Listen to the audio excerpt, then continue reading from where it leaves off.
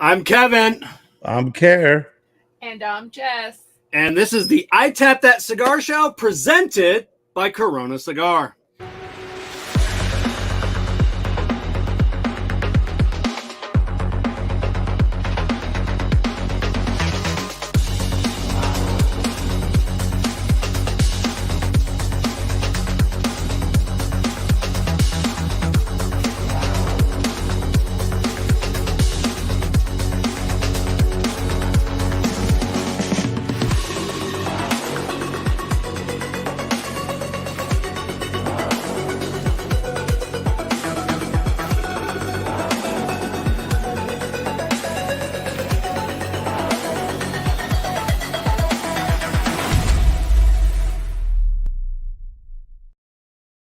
Welcome to another exciting show. I'm your host, Kevin from Cigar Prop, and I'm coming to you live from the Drew Estate Experience Asset Studios here on the sunny Gulf Coast of Florida. Joining me as always is my co-host, Kerr Viajante of Stogie Road Cigars. What's going on, Kerr? Not much, Kevin. Good evening. Happy New Year. It's good to be back. Good to be back. And so it was getting very, very bored and lonely. I was as well. Jessica, producer Jessica. Hello. She too is excited to be back. As always, she's behind the scenes. You're gonna see stickers. You're gonna see things popping up on the screen, all legit and shit. And that's because of Jessica. So it's been an exciting month. It's been an exciting month off. Thank you, Kara. Thank you. And it's been a long month. But yes. But we're back and we're booked up until like April. Like That's everybody under the sun wanted to be on the show this year. So luckily I haven't had to track down anybody that I wanted. Now I don't know what we're gonna do for like the second season or the second quarter. Well, it's just downhill. We're not gonna be able to beat it. Trust and faith in you, Kevin. That's it. So what do we I need a cigar. So let's get right into it. With the CigarMedics humidimeter cut and light. I got the new CigarMedics Pro finally. I don't. I saw the old one. The guy sent me the new one. Which one do you like better? What's that? Which one do you like better? I'm old. I mean, when you come out with version 1 of something, I like version 1. Version 1's cool. And the version 2 is all streamlined. I am smoking. Just to let everybody know, a very special cigar. I'm running out of these. I only have like 3/4 of a box left. Is the Daruma. Look at this. Ooh. Fantastic box. I still have all the factory cards. I'm trying not to sneeze in it. Bless you. Thank you. And just look at these. Actually, I have more than look at those sexy cigars. Nice. Bless you. Oh, I had to dust these off. That's probably what it is. These are in the back of my humidor, just so I don't accidentally smoke all of them. If you're allergic to them, just let me know. You can send them. Yeah. I'll make sure I do that. So I don't even know how old these are. These are like this is one of my dumpster diving sessions, and this is it doesn't say.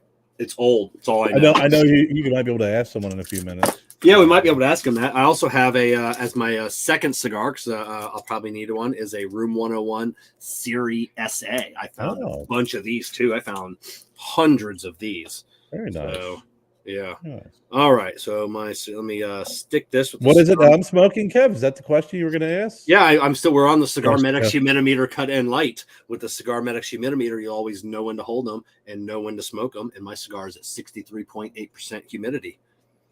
Now, Kerr, get our paying Well, I got it. I got one of Advertisers these out of the too. way. I- Yes. I, Yes. I'm part of the human. Jess, Yes, we got yes. Listen, where's that he- fucking He was comma? rambling on trying to save face, acting like he wasn't just thinking about himself. What are you smoking, Kerr? What are you Well, smoking? thank you. The Room 101 13th anniversary is my first, and then I have the Farce Maduro.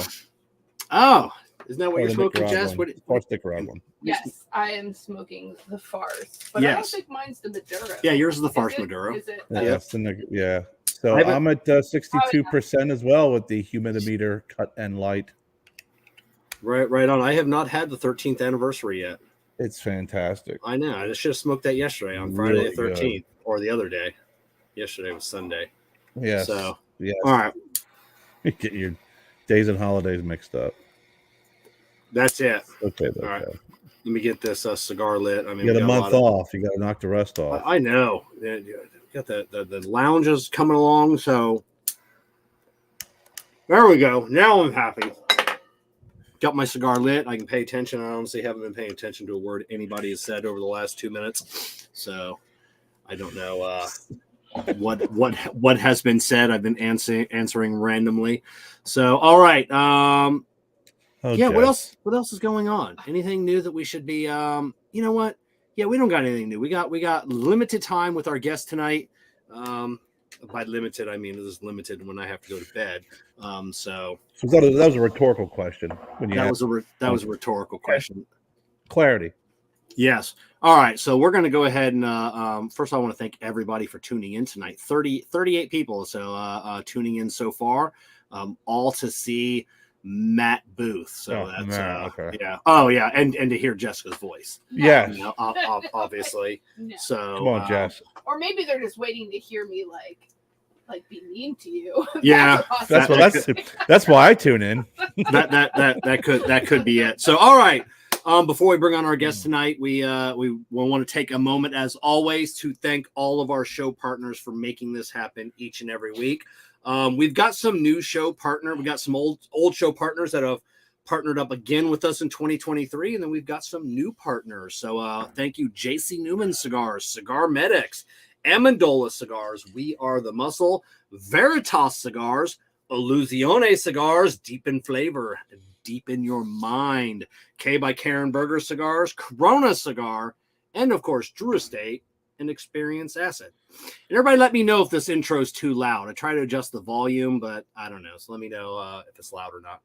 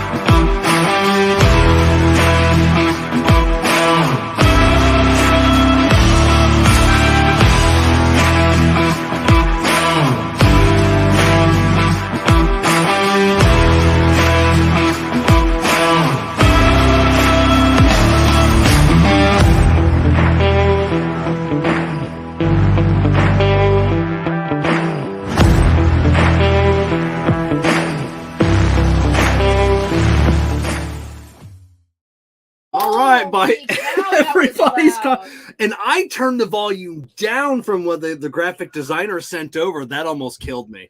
So of course, was that loud.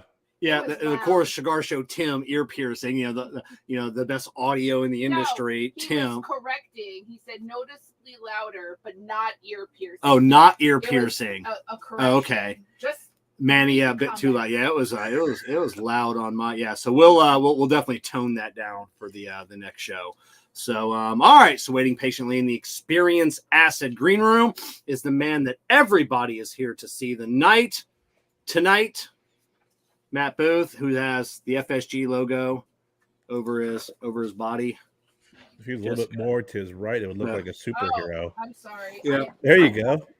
I thought you took those down. Oh, that's better. Oh, hold on. How do I Yeah. get it off? Yeah, you got to click on it again. There we go. There we go. And then Look you at got that. then you got the 3-person ones Thank down you. below. It's Thank our you. first show back. We got new Thank you, sir.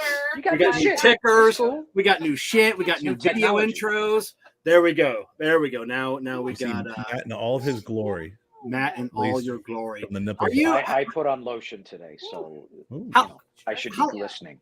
how long are you gonna let your hair grow? It's my personal business. I've already had a haircut. You can't tell? I cut this shit during the holidays. You don't miss the tightness. You don't miss that.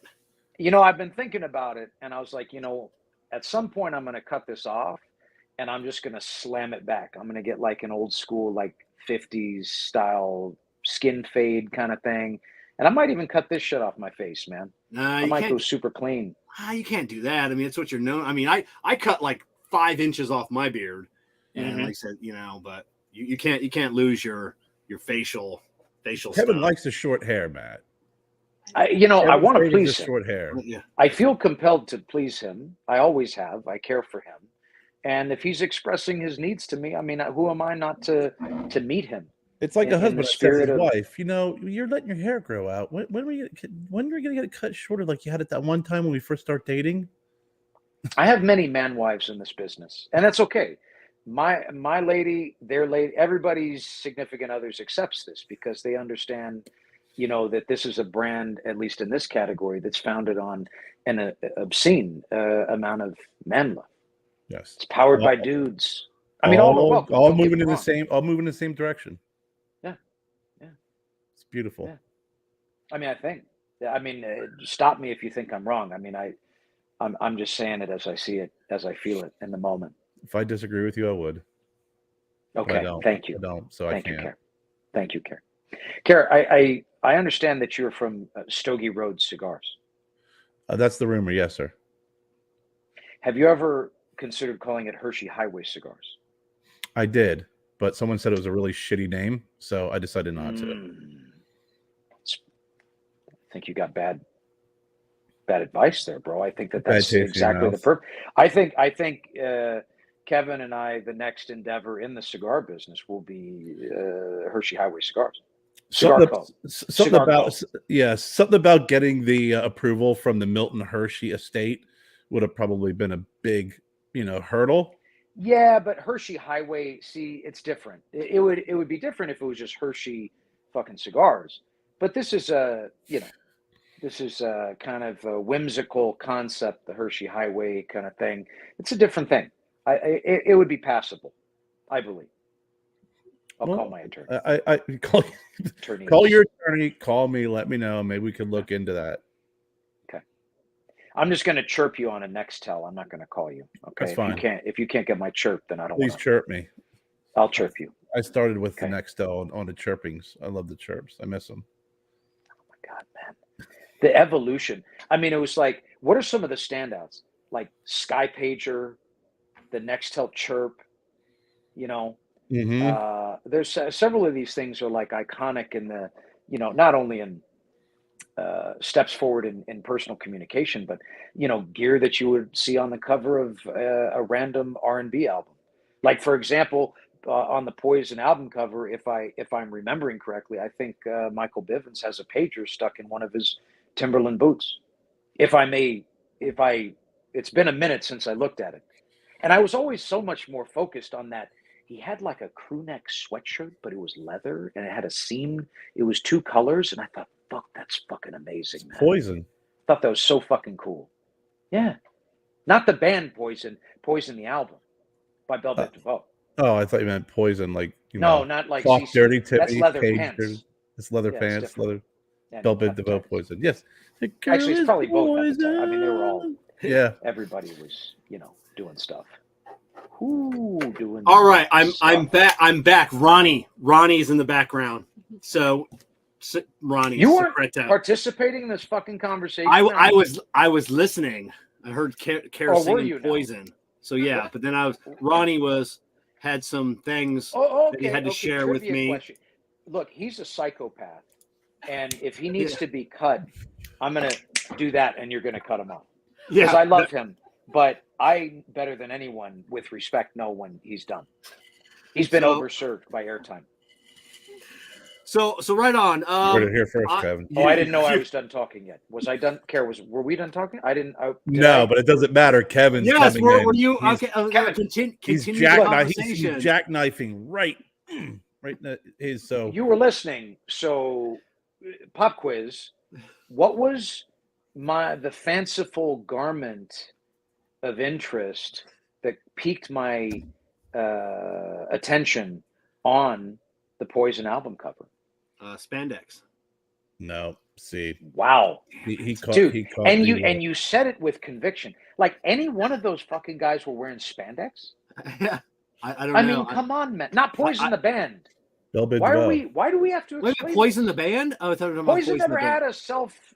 It was open up and say and Yes, I have to take a lot of and why would vitamins Brett for the rest Michaels of my have a life. pager Whatever in his the- Timberland?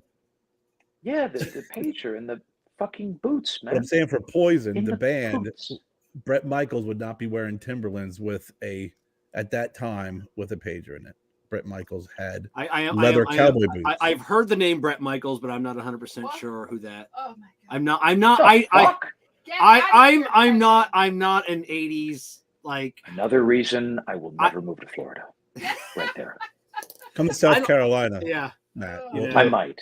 It's Kerr I- knows who Brett Michaels is. I'll go there. I am a my genre of music is classical music. I Who like cares? classical. That's That's my go-to. everything. well, So 80s You is down with some classic. like the Classic, Bach baby. cello suites? You like some of those? yeah, like Rachmaninoff. Yeah, I like the well, I want to say I like the old stuff, but yeah, that's I like Beethoven's older stuff. Like His Like- his mixtapes. His older Yeah. stuff. yeah, like his older Yeah. stuff. I like his bootlegs. Yeah, Bootlegs are freaking Yeah, killer. and the limited vinyls that came out in the earlier days. yeah, You the unplug? limited gramophone. I don't know if he was on the gramophone or not, but I feel like he probably should have been. But I feel like that wasn't a thing. I think that might have been like 100 years before or after. We'll follow up with So I don't know. Someone look up when the gramophone was invented. Jesus. But I want to talk about Great Smoke. I just found out. Okay, I can't wait. Yes, I just found out this past Saturday on KMA, which, by the way, I got fucked like 3 weeks ago because I thought you were on KMA again. So I'm like watching KMA, commenting, and then I comment, I'm like, hey, Matt, where are my sunglasses that I sent you? And then like nobody's like, and then you said something, and then I'm like, oh my God, I remember him saying that before. I go, am I watching a goddamn replay? And so I posted it in the Smoke In Socialite, and luckily I wasn't the only one. Other people were. You know what's commenting. funny? like my Is there was dad. a show with me in it, and they got me too. I was like, "Fuck, I'm on this show this morning." The fuck? I never get the emails, man. Yeah, that's it. Yeah, yeah. And I was like, no, "Oh wait, yeah, that's a recording." yeah. You're like, I'm Never doing a mind. good job. I'm gonna kick back and watch this.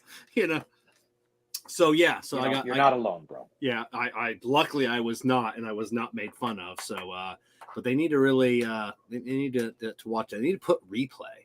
I don't know. Whatever. It is what it is. Well, But- I thought they weren't having any more guests on the show. That should have been your first, Thank you, inclination to know. Jessica. Sorry, I was You're thinking not of having that. any more guests. Yeah. They're random, rarely they're going to have guests. They're just doing just talk because Coop, your buddy Coop joined the show. So it's Coop, Alex. Whenever Paul gets off his ass and he's not in Disney World, he'll join the show, and then Honest Abe. So and Interesting. they're just talking about things in the cigar industry, and whatnot. So and, if they have Well, an I'll important still guest watch on that needs to promote something, they'll still have that guest Cigar. What? I like to Cigar promote Tip good has a times. question. on. Matt, are you going to be at the Grand National Roadster Show? The fucking A, I am. Mhm. There you go. I'm going to be in Texas on some business, and I'm going to fly straight there. I'll probably go Saturday. So you're not bringing your car, flying in? You know, the plan was to take the 54, but just timing and all that. Like, I want it to be an enjoyable experience, and it was going to be too compressed and I don't want that part of my life to feel like a job. I want it to be forever. I want it to forever remain a happy pastime, right? So I was like, fuck it, this is too much pressure.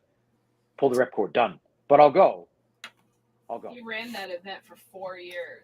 Oh, right on. Shit. Wow. Yeah, you'll have to. Yeah, you definitely got a The cigar whole show. show, bro. That's what he does. He's the man.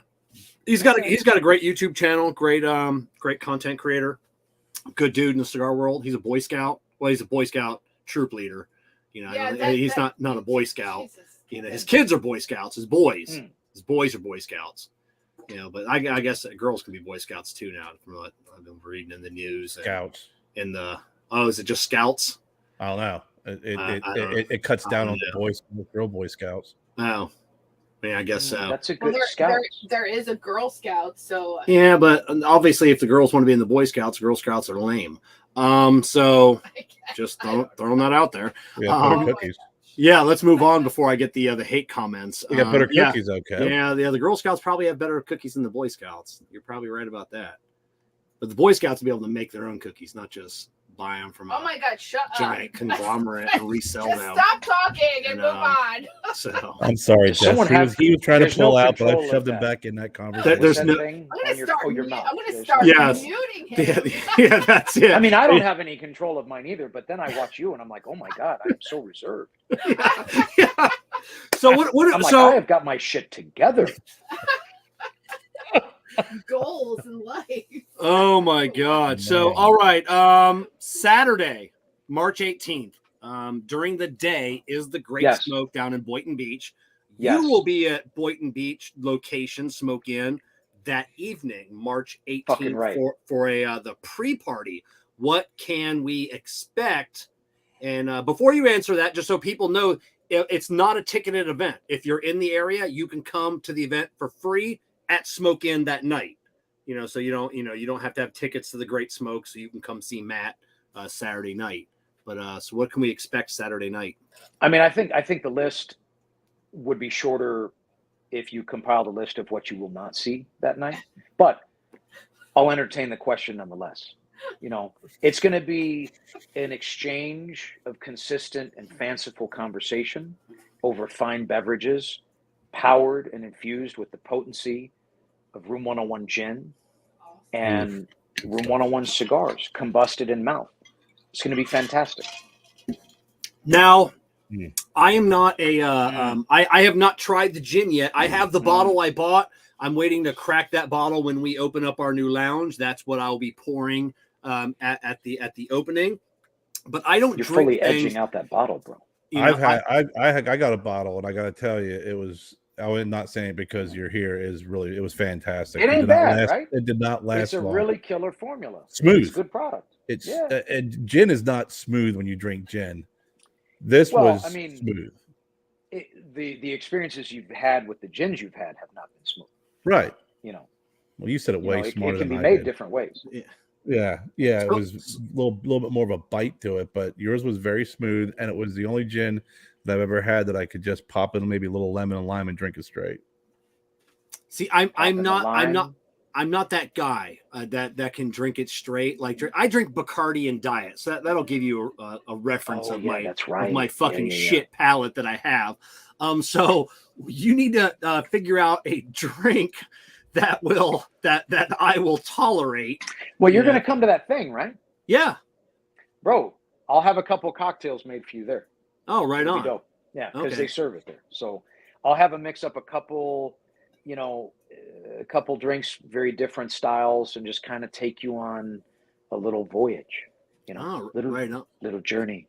3 variations of Bacardi and Diet Coke for you, Yeah. Kev. Yes. So Yes. yes, and then I got to pick up my signed dollar bill. I won a bet against Abe. No. Yes. Well, that's Get good. the fuck outta He here. chose to challenge me. No, he didn't You know know, it was you. Well, actually, because we were in a Zoom event last week, and I had said something, and he goes, "No, that's not right." And then I go, "Yes, it is." And then he didn't know it was me. Then afterwards, he goes, "Wait a minute, was that Kevin?" And I'm like, "Yeah, it was me." He goes, "Damn it!" Because if I'd have known it was you, I wouldn't have bet you. So So I get a signed dollar bill from Honest Dude, Abe. Those that are might rare. be the only one. Those are rare. That might be the only one, bro. Do we know of anyone else to have obtained such an artifact? Right? I don't know. I had heard rumors there were a few people, but those are only rumors. This is fact. It's all hearsay. Yeah, this one is fact. So all right, I think, yeah, let's kick off this party here. Before we bring on our guest, I don't see Ronnie in the panel yet, so he's probably waiting around. You said you had prepared 2 whole questions for me. Yes, no, for the panel, for we're bringing on. So those aren't for you; they're for everybody. Panel. We got a panel people. Yeah. So yeah. So I don't want refer to just a couple dudes as a panel. Like it makes it sound. It's like we're trying to do something. It's not all that. Okay? I mean, there'll be 5 of dudes us. That's I mean, what do you consider a panel? 5 people's a panel. That's like judging at the Olympics. 5 people there. People wearing shirts with buttons on them. First of all, okay, that's beginning there. Okay. Could be called a think tank too, Kevin, with 5 people. Oh, think tank? Do you prefer? Do you prefer a think tank? I don't. No. Panel. No. Well, tank. I mean, I think all these labels are far too grandiose. It's just a couple dudes sharing a convo. All right. So, well, I want you to introduce our guest before we bring him on. Who is Matty Cupcakes, and how do you know him? So, before we bring him on. So, Matty Cupcakes is a very dear friend of mine, and he's a day one homie from this business. And Matty Cupcakes was the plug for anything and everything limited and sought after and desirable in the world of craft cigars. Even before they were labeled craft cigars, he was fully analog and still remains on an analog tip to this day, right? So, I think that his experience in the business through his lens is very interesting. And we became friends and met each other, within 6 months of my entry to the business, if not less, so I've known him since the beginning. And he has succulent earlobes.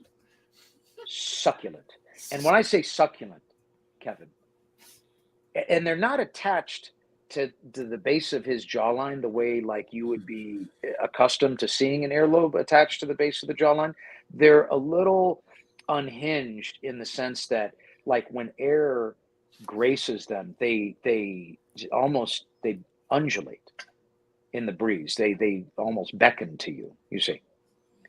And rumor has it he just got a kind of a tighter haircut style there, so they're going to be blazing. Now, how did he? So I can't wait. How did you get the name Cupcakes? Well, as I have named many people in this business, whether they want to admit it or not, Matty Cupcakes was a devout devotee of the Johnny Cupcakes brand, and I believe that he still is to this day. But he was super hot and heavy with it back at the time, and I think his interest in that brand was also reflective of the way that he consumes brands, and because of that, his ability to communicate with other people that are, brand enthusiasts of the slightly more obscure, I guess you could say. So, he would always wear shirts with Johnny Cupcakes logo on it. So I just started calling him Matty Cupcakes. And I thought there'd be a tie-in with his earlobes with the cupcakes.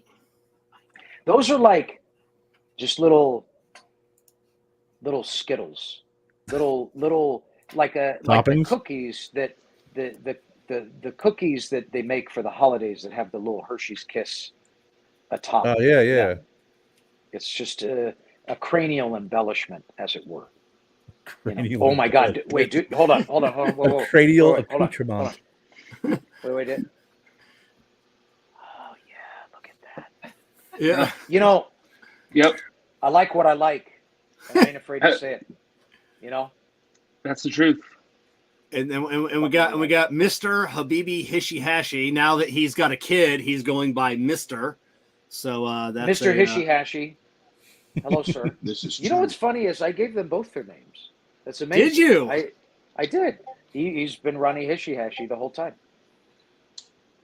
Oh, what do you call? What? Well, then why haven't you shortened Larry Pangalangalang's name then? What are you calling him? I call him Pang. Pang. Okay. Pang. I call him Pang or the Pang. Oh, the Pang. Okay. Yeah, because that's someone that needed a shortening there. Is Larry. Now that he's shorter, now he stopped drinking. He has lost some weight. Good for him, bro. Yeah, looking good. You got to hem that name up like a pair of pants. Yeah, that you do. So we have people on. So we got the Hishihashi, Rolex Luther, cupcakes. Every time that we have somebody on the show that has ever been affiliated with Jeremy McDonald, Jack Sears, Tony Bellotto, or Robert Caldwell, there's always to call Jeremy McDonald actually. There's always a fecal matter story. There's a poop story.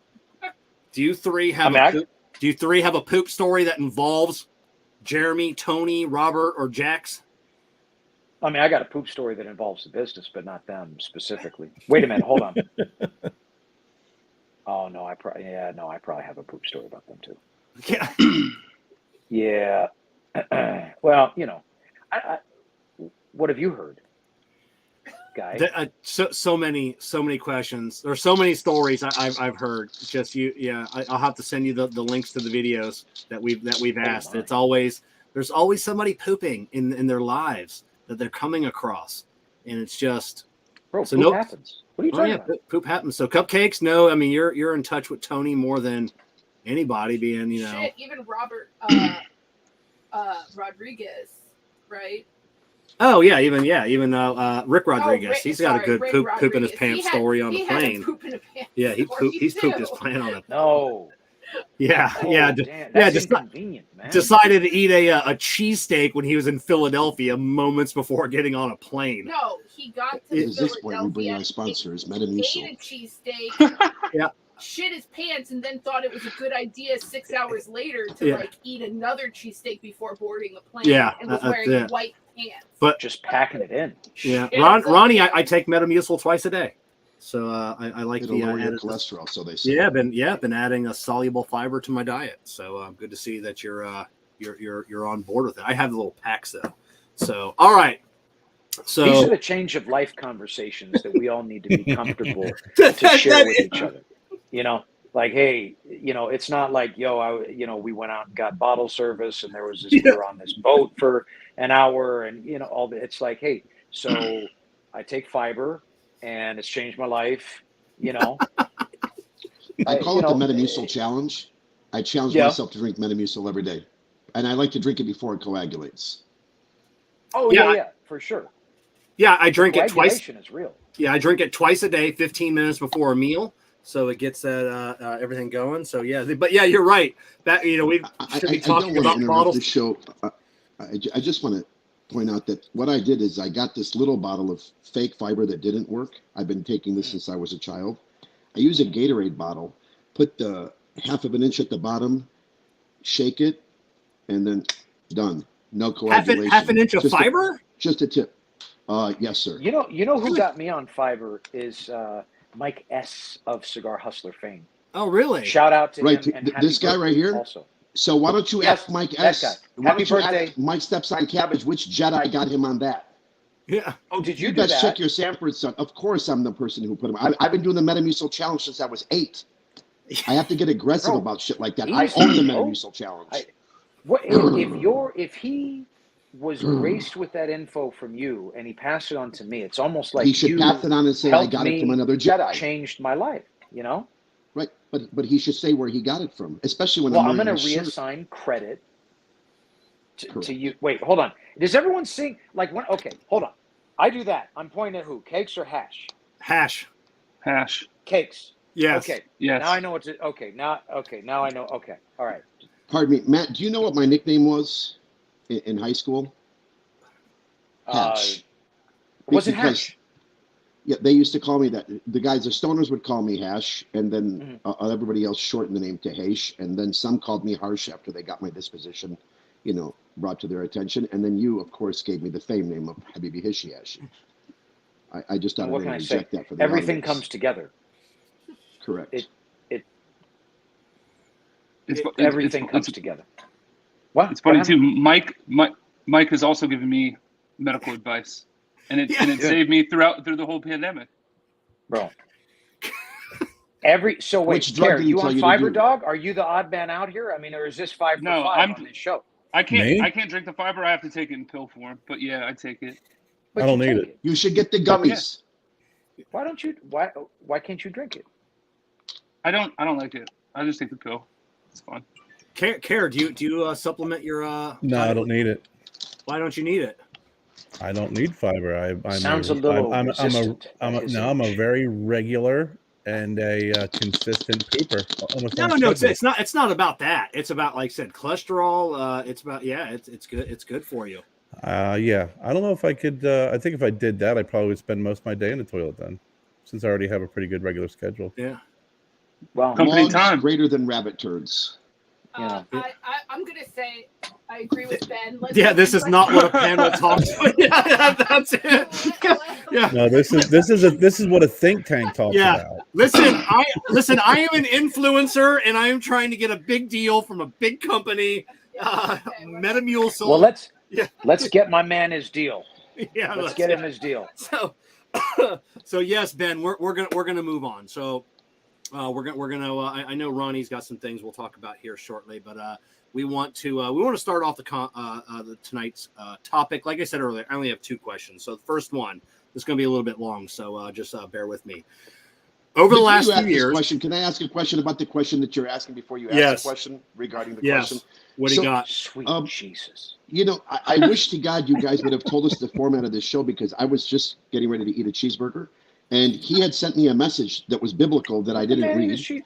Let him eat his cheeseburger. And then what happened was I thought we were supposed to come onto the show after he asked you these questions, and now I didn't look back at my notes to see about the questions. So we had misinformation to start the show, and then I was trying to get the dialogue cohesive, and then what he did is he lied to you and told you he was talking to me. He was only looking at a video I sent him.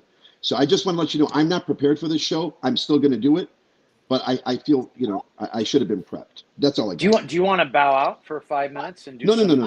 calisthenics? I take Metamucil at night cheeseburger? to relieve the shit during the day. I'm good. I'm good. Ronnie. I mean, it doesn't sound good. Ronnie, how's the baby? The baby's well. Thank you for asking. You're welcome. The baby is well. So, all right. So we're going to dive in deep into tonight's conversation. Jesus Christ. So, all right. This is Matt, you and I kind of touched on this when we were on the phone last week. So, over the last few years, there seems to be a new breed of cigar brand owner, cigar lounge owner, and cigar influencer that has taken negativity to a whole new level.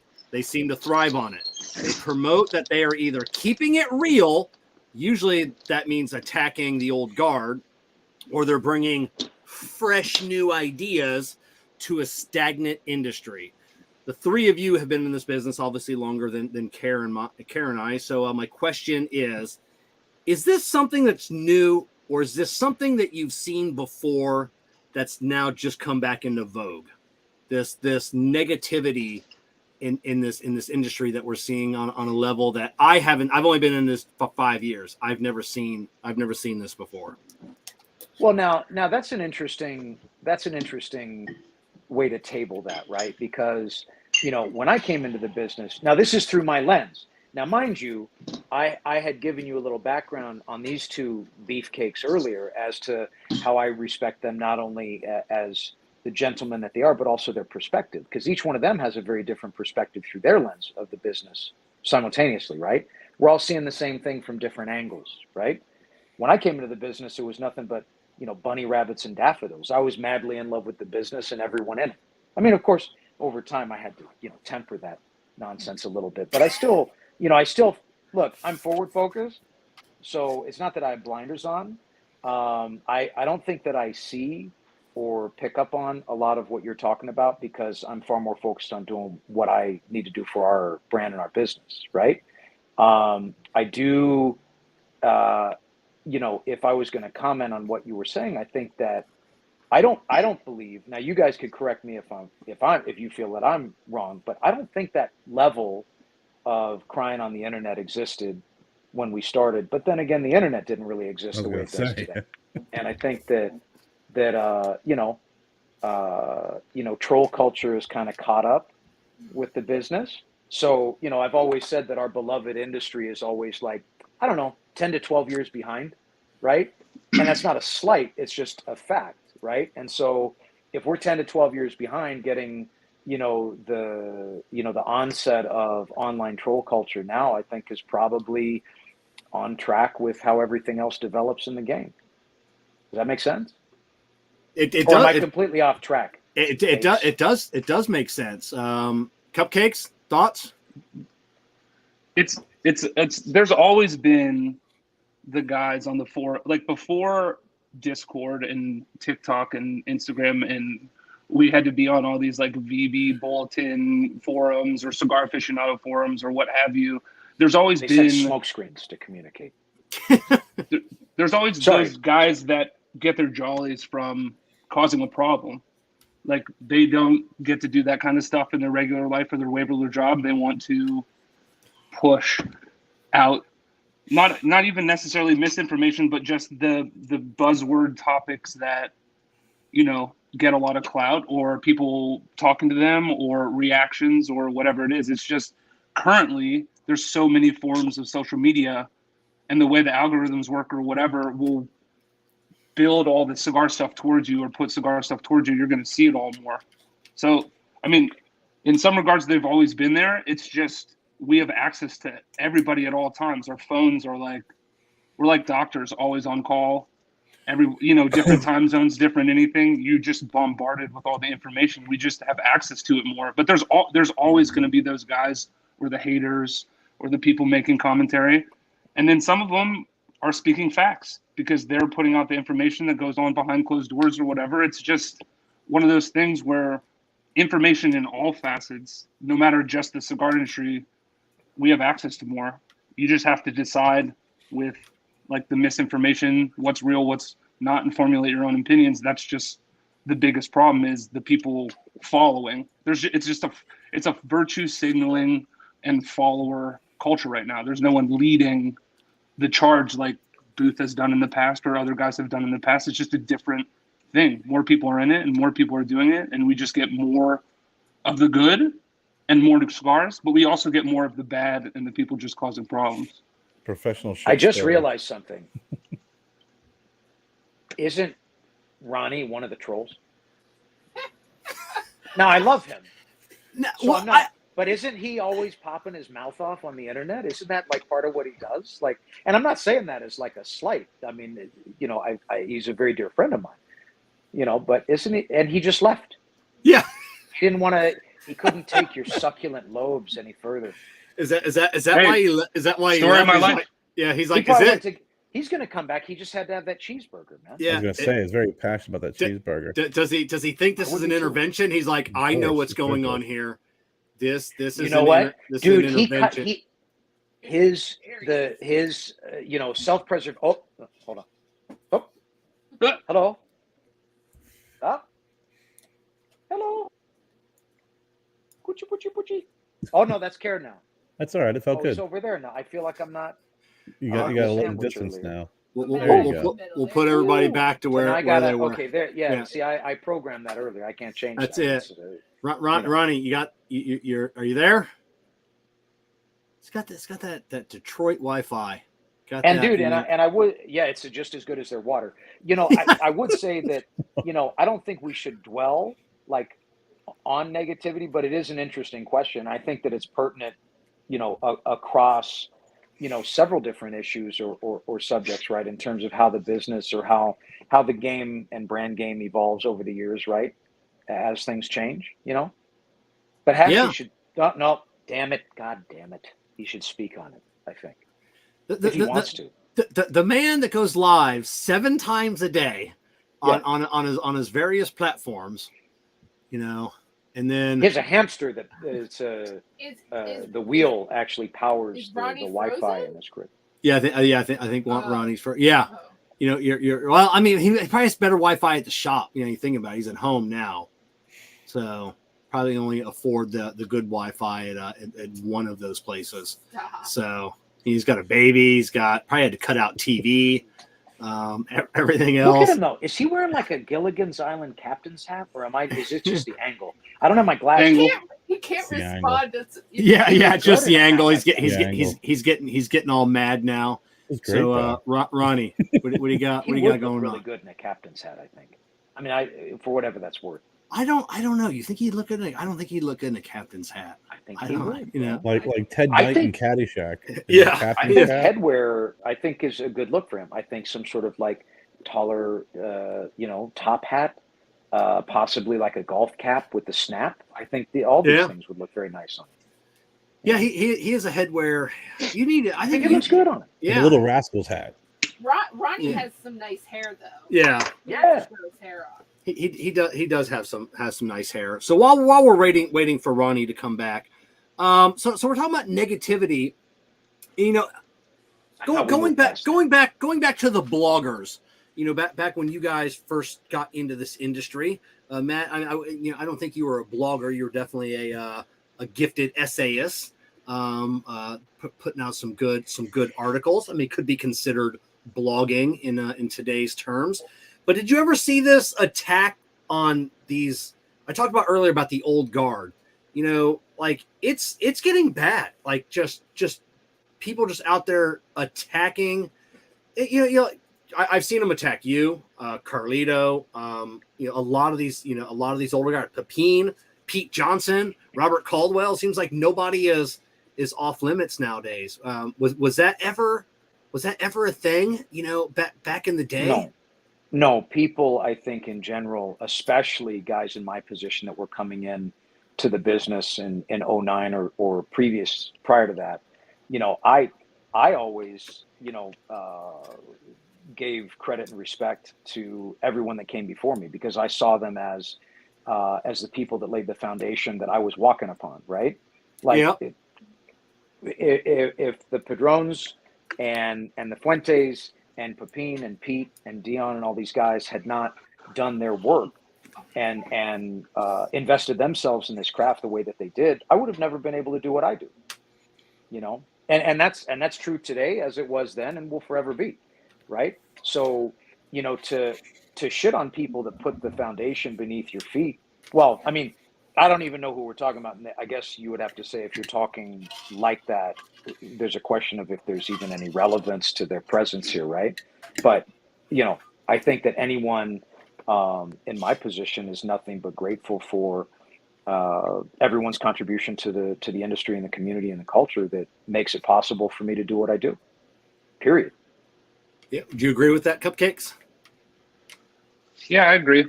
You just paying homage to the, not even necessarily old guard, but it's part of the new guard with, Dion and Pete and Huber or JD or anybody really. You have to pay the respect to exactly what he said, the people who laid the foundation. I'm just thankful that when I came into the industry, the first couple people I met were Maddie and Pete and Dion and those guys, and I was able to grow up in the industry with those guys on my team. So I've been very fortunate. Let's not get carried away with grow up, but yes. Evolve. No, it was still very immature, but you know. Yes. Yes. I know. Oh, I know. But it's shock value and it's shock value and marketing. Yeah, and I mean, Oh, I'm sorry. Go ahead. And it's access. Like when I started, you know what I mean. There wasn't huge on Instagram or Facebook or any of that stuff. No one had access to go after any of the big dogs or the people who have been doing it forever. Now it's just anybody can say whatever they want. Yeah, but I have to add to that. I have to add a little extra guac to that beautiful service that you're giving there, man. I think that even if they had the opportunity back then, they wouldn't have dared to do that. I just think that there was a bit more respect, man. That's where old school. That's kind of where I was going with that. Like I said, if they had access back then, like I don't think it that they would have done that. Like it's just I don't believe they would have. I would be surprised if they would have. I mean, as surprised as I could be. I guess nothing can surprise me anymore. But I don't believe that would have been the case then, as it is today. I think that people are desperate to promote themselves. I think that if you keep someone of note in your mouth, it's a ploy to capture attention. That's if and I'm not exactly aware, but you mentioned you had mentioned me earlier being involved in some of this. Like, even if I caught wind of anything, I would never even give it the time of day, because you have to be worth a fuck for me to communicate with you, right? And if that's your disposition, the way you're going to go about promoting your business, obviously you ain't. Ronnie, are you back? My apologies. Technology has not been my friend today. I was kicked off at the point where you were basically saying that Matty Cupcakes and I were going to be the Levi of the industry, and then you were speaking of like Z Cavarici for a minute. That's where I was at. Z Cavarici. You remember those with the tag on the fly, bro? God, Matthew, those were they expensive though, man. But my friend, they come to the dance early, and then they were the first out the gate, right? So we'll just see how the rest of the people pan out in the industry. Is Z Cavarici still around? I'm going to go buy a pair of Z Cavarici. They die. That's what I hope the inevitable is for some of the people that you guys were probably thinking of but didn't speak of. So that's what happened to Z Cavarici. They just die, and Levi stays forever. Yeah, except the difference would be that Z Cavarici actually made an impact that we're talking about now, right? Yeah, you're Absolutely. it's a good. Damn. That is you hit that hard. I mean I felt. I mean, that's true, right? I felt that deep. I'm sober, look, so I missed that altogether. Had I taken a gummy, I probably would have caught that, but I went way over my head. Wait, the gummy sharpens you? Gummy sharpens iron? Well, no, it just brings no. The gummy brings out that other part of the brain that mine is usually shut off most of the time. The focus part? It depends. If I take a sativa, yes. So, Kerr, your thoughts. I mean, because you've been in this industry Hershey Highway Cigar longer than Hershey Highway Cigars. Your thoughts. Like what's going on nowadays? What's happening in the cigar world? I think what Matt said last was exactly what was going through my head prior to that. Is just. I think everybody kind of touched on it.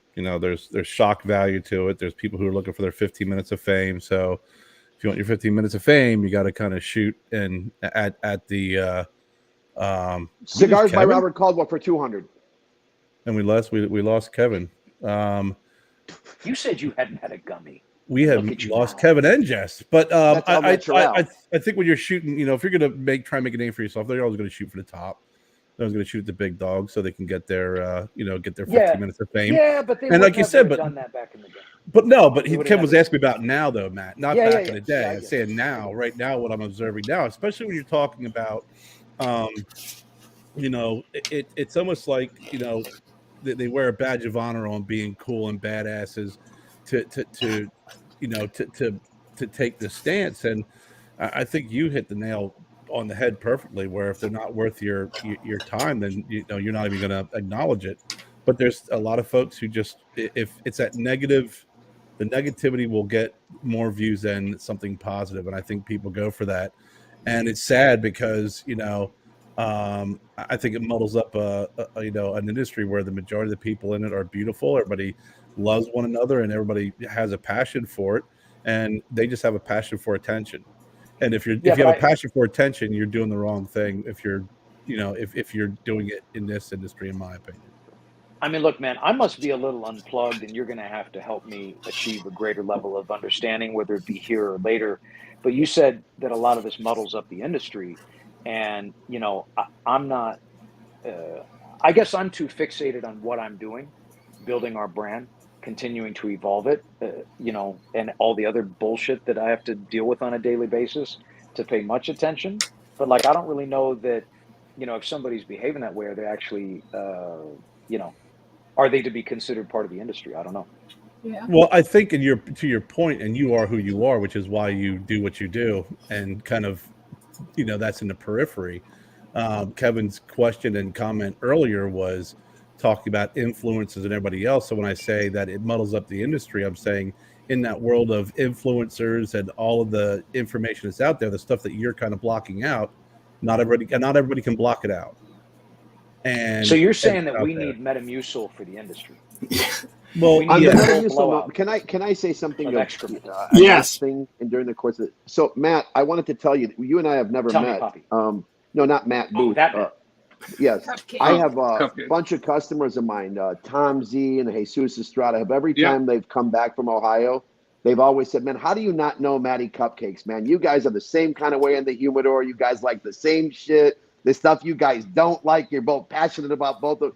And they always say, you got to talk to this guy. You got to talk to this guy. And that's where I think positivity in the industry comes from, because like-minded people and even competitors, we manage to coexist without stepping on each other's toes when it comes to this, a smaller boutique sector, not the giants. They like to fight. But it's funny, when they asked me to come on this show, I talked to Matt earlier, and right when he said your name, the first thing I thought of was Tony's shop, but nobody ever talks about Tony to me. Nobody ever talks about, they talk about his dad being a great character, but everybody equates you to the cigars that they have in the shop, and it's more to your persona in that shop. And I just want to tell you kudos, man, because I've had people come to my shop and actually tell me that they said Secreto might have them if you're in Detroit, and that was years past when we started with Robbie. So just want to tell you thank you, man. No, thank you for saying that. Yeah, Tony and Gino gave me a shot with one of their stores, and they've been super good to me, and they're like family to me, and it's been a good run. But yeah, Tom and KP and some of the boys talk about you highly as well. And eventually, when I get back up to Michigan, I'll have to swing by and we'll have a cigar and definitely, brother, and shoot the breeze. You guys should French kiss. Yeah. I'm married now. Yeah. Cigar dude, it doesn't. I mean, Allie knows that doesn't count. Come on, man. You know the drill. Yeah, especially No. if you. Oh, I'm sorry. Well, I said especially too much. if you go to Michigan, or if you go to Ohio, then it's like different zip codes.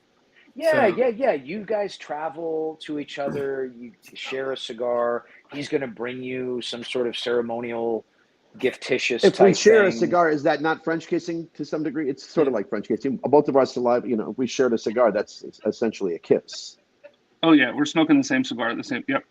Yeah, that's essentially a kiss. I mean, however you guys have to get your head wrapped around it. I just think Henderson does that disgusting stuff in the humidor. He'll cut Yeah, it where like a they- cigar as if I and want they take herpes, the- and then he goes like this and hands it to me. Yeah. I'm like, are you fucking crazy? that's a factory thing forever, man. That just full I'm all set. saliva dousing of the plant rod, and then just the grip and rip, Yeah. as it were, of the saliva that has not yet soaked into that can be kind of pulled off the surface layer. That's taken off into the palm of the other gentleman and then fed. Yeah. It's a nice moment. And then you got the cigar milking, for when it does soak, a little far in. It's cigar milking. Yeah, Milking. cigar milking. Cigar milking. Yeah, milking the cigar. So I've seen that, people trying to squeeze the spit out. You ever seen that in the lounge? No. Yeah. Oh, Ew. that's interesting. Cakes, have you seen that? A cigar. I've never Somebody seen such a ring thing. somebody In all ring my- out their cigar. Yeah, Milking it. Cupcakes milking it. it gets too moist, and they've got to like they wring it, like milk it into the ashtray. You've never seen that? I am. I've seen people milk it cut into further the, down like, on the strain cigar. it out. Yeah. I see that. That's what I just cut further down on the cigar. But I guess if you want every last nook and cranny, you'll milk a cigar. Yeah, see, even Things Daryl I never said, wanted to know about the just cigar cut industry. that part off. Yeah. Part one. I am See? repulsed. Yeah. Daryl just cut that part off. Yeah. So Ronnie, so you're more up to you're on my level when it comes to dealing with these trolls, seeing these trolls because they troll you. Like what's going on? Why is it? Why does it seem like there's more trolls now and they have a huge fucking following? You'll get these guys that have thousands of followers and all they do is talk shit about everybody. What is going on? What are your thoughts on that, Ronnie? I really don't put much thought to it. it is what it is. I mean, we get reported all the time. We don't really get trolled. We get reported, and when we do get trolled, it's usually by somebody insignificant, not even worth discussing on this platform. It only fuels them. But usually, when a chocolate chip, a singular chocolate chip in a cookie barks your name, they just want to be a cookie and they want to get bit into. And unfortunately, when you're doing it through social media, you really can't get bit, can you? You can get reported. That's the worst that can happen. So I really don't like to give them much weight. I mean, a mere chocolate chip, a morsel, and a big cookie. I don't know that the two, Well, but I don't consider myself even the whole cookie. I'm like a half-bit cookie, but still, I would consider myself the whole part of the cookie family. I have a question, Ronnie. So, like, you say you get reported, but that like affects like things that you can promote and do for your Yes. I'm stuff, constantly. so- Matt was the reason why I opened up my second account and called it Habibi Vishiashi. And I don't let any brand owners are not on there. I don't allow anybody who's not even another retailer. They're not there. It's just for me and my consumer base because we kept getting. I got reported for animal cruelty and sexual behavior when I posted the Tatuaje monsters. I thought that was kind of funny. I wish I could get reported for some shit like that. I have No, you don't. Don't say that. Shit out of stuff. The stuff I've been reported for is crazy. It's only a cigar. It's only ever a cigar, and it's always being reported for deviant behavior. Well, so bro, I think but that's the inner. drill, bro. That's an attack on your business by a competitor that wants you, because they know the bulk of your business is done online, bro. That's a straight up attack. A faceless ghost of a hoe has taken a strike at you. That needs to be on a shirt. Yeah. Mm-hmm. These questions are actually quite morbid. I ask my consumers about questions to ask Matt in a rapid fire type situation, and I look at these questions compared to the dog rockets that you guys are presenting before us today. I don't even know why I fucking came onto this TV show. Oh my gosh. This is like a low in my day. Yeah, give me I need a Prozac. I've never taken one. Is it going to give me a euphoric feeling? Because I can't take gummies anymore. What do you come with a question, bro. Come. The first one, this was a one I didn't know the Scary answer Spice? to. I'm assuming, no, these were like some questions. One of them said, Matt, how old were you when you joined the Marines? I was 18. The next question was, where were you stationed? Permanent duty station was 29 Palms, but we deployed to Asia several times. The third one was, how many have you killed? Oh, no. How many people did you kill while in the military? Indirectly or directly? That's a good question. It was a broad question. I don't know that answer. Okay. I can't tell you how the consumer thinks. They just wanted While to know. I was in? No, bro. Yes. That leads to your next question, Ronnie. While he was in. I need the first one because the next question was, how many have you killed since you left? We can't talk about that on Wax. Okay, so then the next one was, what's your favorite country to visit? Fuck, man. Besides the nation of Detroit, to come see you. Correct. I mean, look, I'm kind of torn. I love traveling, right? So, I of course love Japan. Fucking love Thailand. Love the shit out of Thailand, man. But I love Europe too, man. I just want to see it all. Europe's a pretty broad term there. You like Europe? Anywhere in particular? I have really enjoyed myself in France. I've really enjoyed myself in Belgium. Now, when you say it Spain. like that, that just you feel like you got to expand on that when you say I've enjoyed myself in France. I mean, look, there's not enough time. But I mean, dude, look, the French countryside's beautiful. Like the city of Paris is fucking amazing, right? It's fun as fuck, But if you trip around the country, I mean, it's fucking gorgeous, man. A lot of really cool experiences you can have over there. Before I get to the next question, you said that, and I always thought that before we met that you were of some part of Asiatic descent, by way of Japanese suit, the Sakura little thing, the Fu. I always said, and you little swinny eyes, and you had the nice tapered hair before you turned into Gandalf Booth. And, even the way you came into the industry, you had that Bruce Lee type thing. You were Enter the Dragon. It was Enter the Booth. And then, you went your way, and it was like, Yeah, well, then then you had a hiatus, and then it was Return of the Dragon is what it was, came to America, Way of the Dragon. You showed us the art form, and you've kind of been like a Bruce Lee type of person in the industry. Okay. You've been punching and kicking since you got in. I have.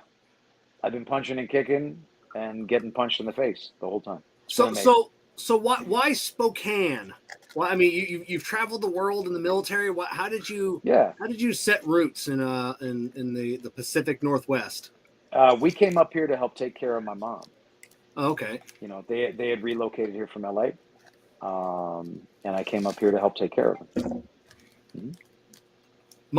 Tell us about Mama Booth a little bit. I don't think I've ever heard you talk about your mom. Oh shit, Donna Booth. Mama Booth is a fucking legend.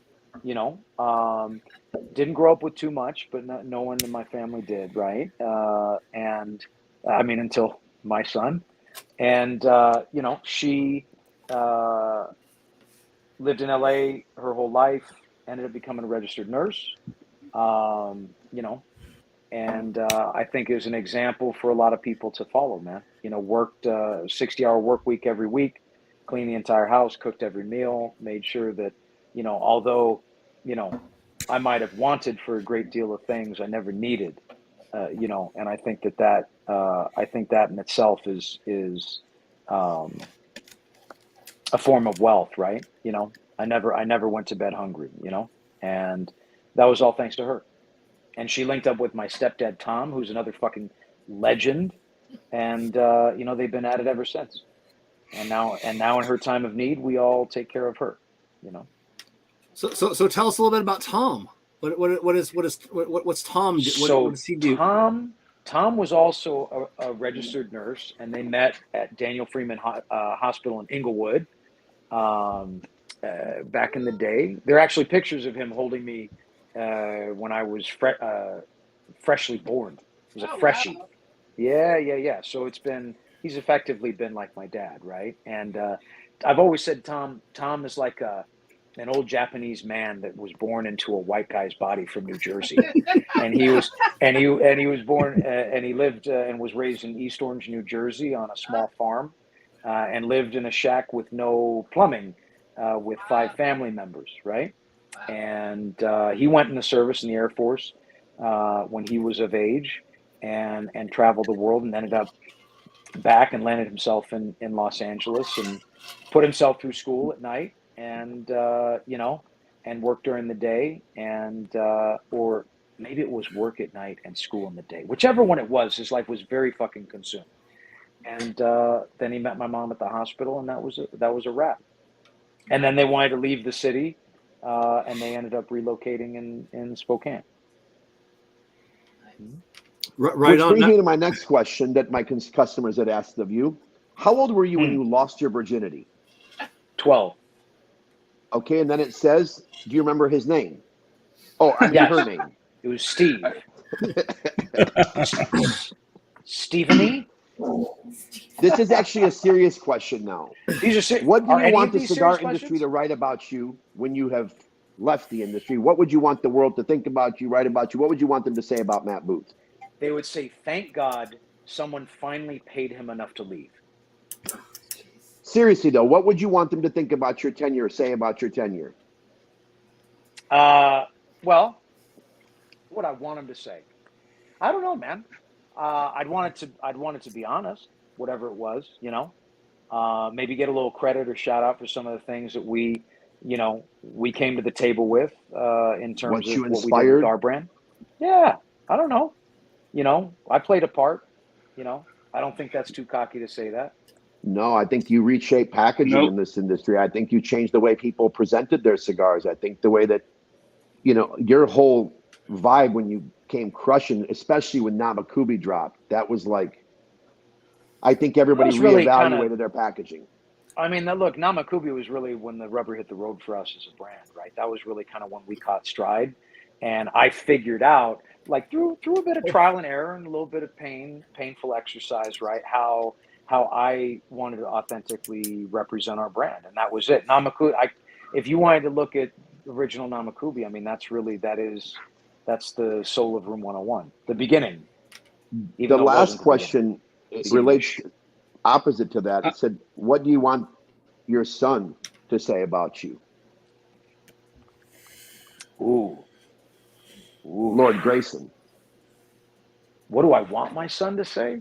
Yeah, because the cigar world would be an ant as far as life would go when it came to perspective Oh of your yeah. son. Yeah. No, What would for you want sure. him to say about you?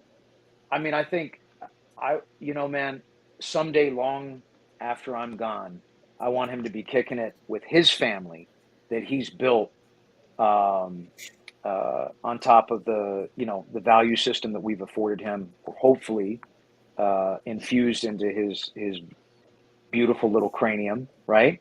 And I want him to kick his head back, and I want him to give me a shout out, that long before he was of any age to have any concept of what the fuck was going on, I've been building a system for him that was never afforded to me. And, I plan to show him things that are based on my entire, my finish line is his starting line, right?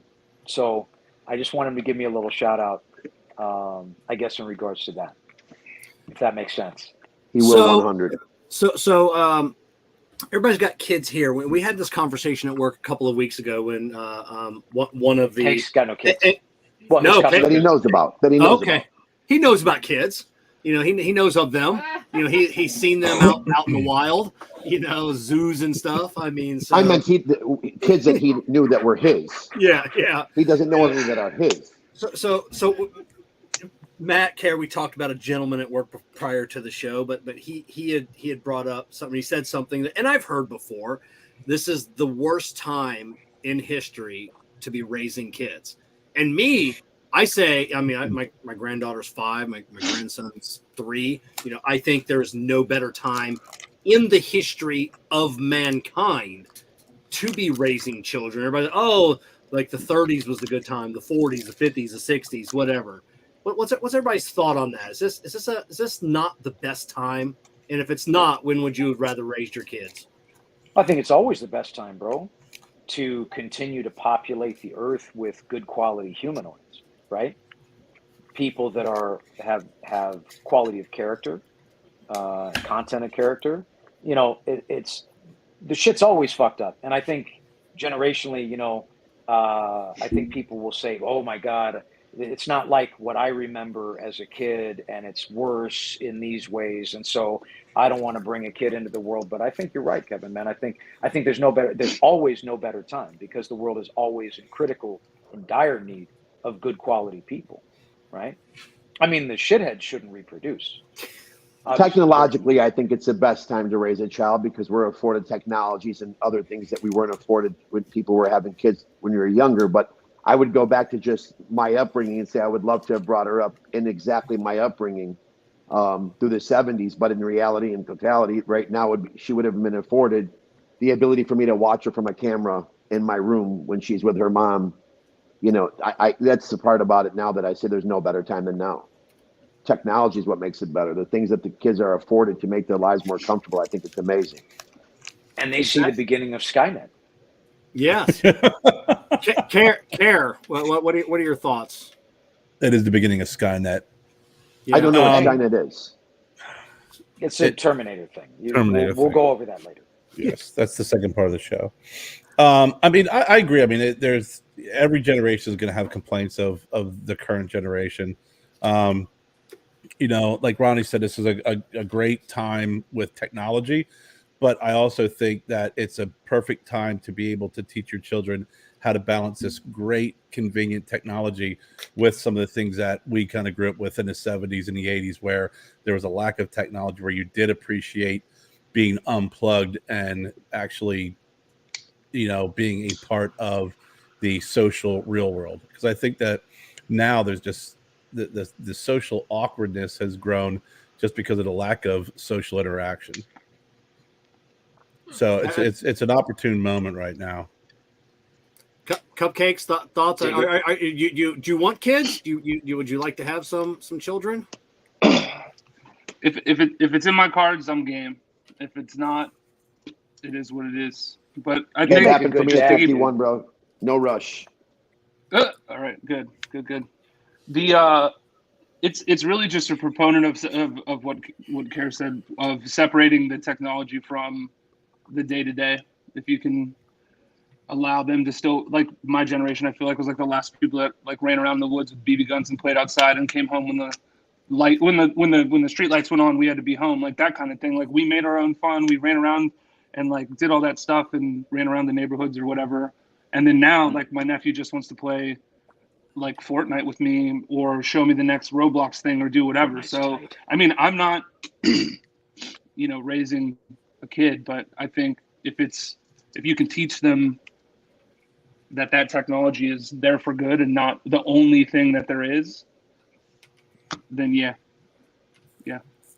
I think, dude, everybody on here was born in analog and is now living in digital, right? Like, Yeah, I'm grateful for that perspective too. You know? that's it. Now, what about starting a to get back on the cigar side of it? What about Yes. starting a cigar company, starting a cigar lounge, a brand? Is this the best time, Matt? I mean, if you had to start all over again, would you have rather started it when you did or start it now and today? Okay. Now, look, I don't normally, well, first of all, I don't normally even think before I speak. It just kind of like flows out. Like I had a colonoscopy Friday morning. It's like I had this colon blow situation. I was like, oh my God, this is like how I expel thoughts from my mouth. So, and I definitely don't normally repeat things that other people say, but I think that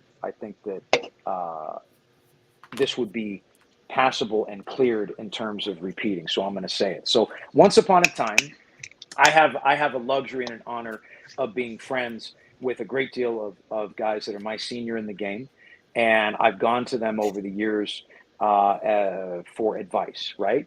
And not limited to Jonathan Drew, but once upon a time, he and I were on a phone call, right?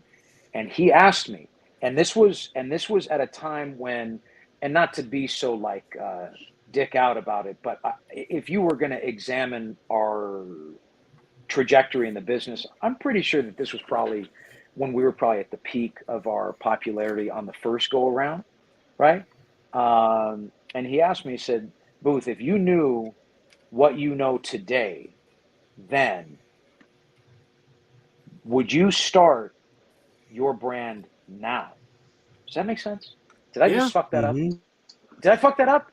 It was about then and now. He said, would you start your brand now? And I said, absolutely fucking not. And you know what he said? He said, neither would I. Now, and at the time, he had just sold his fucking company. So, because there's a time, love you, J. Drew, there's a time in grade kind of thing going on, and, there's, and I don't think that can be, well, no, it can't be taken away from us. My tent peg is in the sand of time at a certain place long before a lot of this other shit popped up, man. And that can never be taken away from myself or our brand. But I definitely wouldn't want to start a brand now. Now, why not? Is it the competition that's out there? Is it what would be the one the one thing like why not? I'm rethinking what I just said. Hold on. You know what, man? I'll echo some of the sentiment that I put forth when I was answering your question about kids. I think that there's never a bad time if you, and to translate what I said about the kids and their content and character and blah, blah, blah. I mean, if you have a valid concept that has merit, that genuinely has merit and is going to add something and contribute to our community, our culture, the business, I don't think that should ever be less than welcome, right? I think that you should roll that fucker out any day of the week, all day, it's going to be a progressively more hostile landscape within which you launch your endeavor. But if it should have merit and it should be worth a fuck, you're going to survive that and you're going to grow up, and your starting point is just going to be now, and we're going to move on. And then in 10 years, we're all going to be bullshitting about how the game has changed again and again, So I think, I'll take back what I said. I think it's an overwhelming thought for a guy like me that's been in the game almost 15 years, right? like to start, theoretically start over, and how I would do it now with how things are versus the way they were then. But somebody that's starting fresh doesn't have that experience. They're brand new. It's not necessarily as easy as that either, though, given the situation. I think it's harder now than it ever has been. I mean, bro, when I started Cakes, when we launched Room 101, okay, that was a big fucking deal that there was a new brand. Oh, I this remember is kind of interesting vividly, for you, vividly. Kevin Shahan. Remember it. Shimmy Shammy Shamahan. You should fucking peek your ears up and listen to this. It was an earth-shattering bit of news to understand that a new brand concept had been launched into our world, and especially double down on that, a boutique brand. Yep. That was big fucking news. Now it's like Cat buys a bundle of cigars off of CI and prints some labels at Kinko's and posts 5 pictures on Instagram, and now they have a cigar brand. Like, there wasn't that kind of access back then, It was a big fucking deal, I mean, dude, everybody from the entire business came by our booth to butt sniff me and see what the fuck I was about. Everybody. me included. That's how we met. And that's how we met. It was an exercise in butt sniffing, and then we got to know, that we potentially liked each other's scent, and we went off into the future as friends. Yeah, you had Phil in a bottle of Malort, so it was a different experience walking into the booth. But that was the same thing. I saw you pop up on the scene with spiky hair and bling, and I'm like, what? This isn't what? Like, I was a purist, It was all still rainbows and unicorns, And the industry. Well, and that's interesting too. That's big. Because Matty Cupcakes and many people like him would have been, who the fuck does this guy think he is? What is his intention with my beloved industry? I'm going to go over there and talk to this young whippersnapper, see what the fuck he's about. March my happy ass right over there and was like, what's up? Yeah. And I could do anything. I was brand new too, but I was like, no, this isn't going to fly. But I understand the sentiment. I get that. So that wasn't a thing at the RTDA each year. There was a dozen new brand owners just popping up. Just one year. IPCPR, settle down, time traveler. All right. Yeah. Well, at the RTDA, you know what? By the way, I do like that, because I talk to some of my vet friends that are like my senior. And I'm like, dude, now I get to sit. You've been doing this thing the whole time I've been in the business. You're like, back at the RTDA. Oh wait, no, I'm sorry, excuse me. The IPCPR. We were doing the thing, and I'm like, damn, fucking legend. And now I get to do that. I'm like, oh shit, no, excuse me, I mean the PCA. But there are guys that can double down on it. Oh wait, so there wasn't. So you showed up and you were like the first new guy, and well, I don't think I was the first new guy, but I was one of the first. Yeah. If I may, Kevin, take a stab at it at the velocity that we were coming through the door. I just want to make one quick comment. You were talking about your last question. Like, back in the day, back then, we, as retailers or the industry or consumers or anything, we were lucky for a brand to come out with one cigar for the whole year, whether it was a core line. Like, we went to the show hoping Matt came out with Daruma after Namakubi, and we went, and you're like, oh, still Namakubi, and we're like, damn, I hope something's coming down the pipeline soon. Now it's like every 3 days, someone's like, look at this thing, here's this thing. So it was a whole different world back then. It was a totally different experience. But we created that monster too. Yep. We created 100%. that monster. Yep. So, Ronnie, what about you? You wanted to say, yeah. Yeah, you wanted to say something. There. Oh, I was going to talk about, you said new brands, and, I was just going to say there's a lot of things that can influence on the retail side, purchasing of a newer brand. If you may, Vanna, can I call on you to queue up a video for us, please? Yes, that we can. Yes. Dear Matt, sit back, please. Sit back. This is the Hishy Ashy show now. Let's go, Vanna. I don't know. The zombies are coming. You get to choose 3 industry people cigar industry people to be on your zombie apocalypse survival team, who do you choose and why? And he asked me, Matt Booth, because he was a Marine Fuck like yeah. me. Yes. And then Mike, because he's a big motherfucker. I'm going to give all my light work to him. Who's the third? I might pick Saka just because he'd scare the zombies if they just looked at him. Yeah, that's my third pick. Yeah, that's my third pick. I love it. I was going to pick somebody smart, but All right, so Mike, we're going to give you one, and I don't think you've had this question before. So okay. You can. So the thing is, I'm going to tell you like how to vote inspiring your name alone is. So I was watching that show at like hours after it came on, and I ended up buying like, I don't know, 70, 80 bundles of that cigar because he chose you. I had bought 16 of them like when they first came out because he's a fellow retailer. And then I heard him say Matt Booth is his first person he's going to war with. So I ended up going Phosphoro. I bought into his concept for throwing you a shout out. I And like that. I'd have him on Yeah. my team too. And Jeff, but the thing is that, it's funny because I never even knew he was a Marine. And when he chose you first in his army, I said, even a person shouting out your name, I'm giving him a plug and I'm buying their cigars.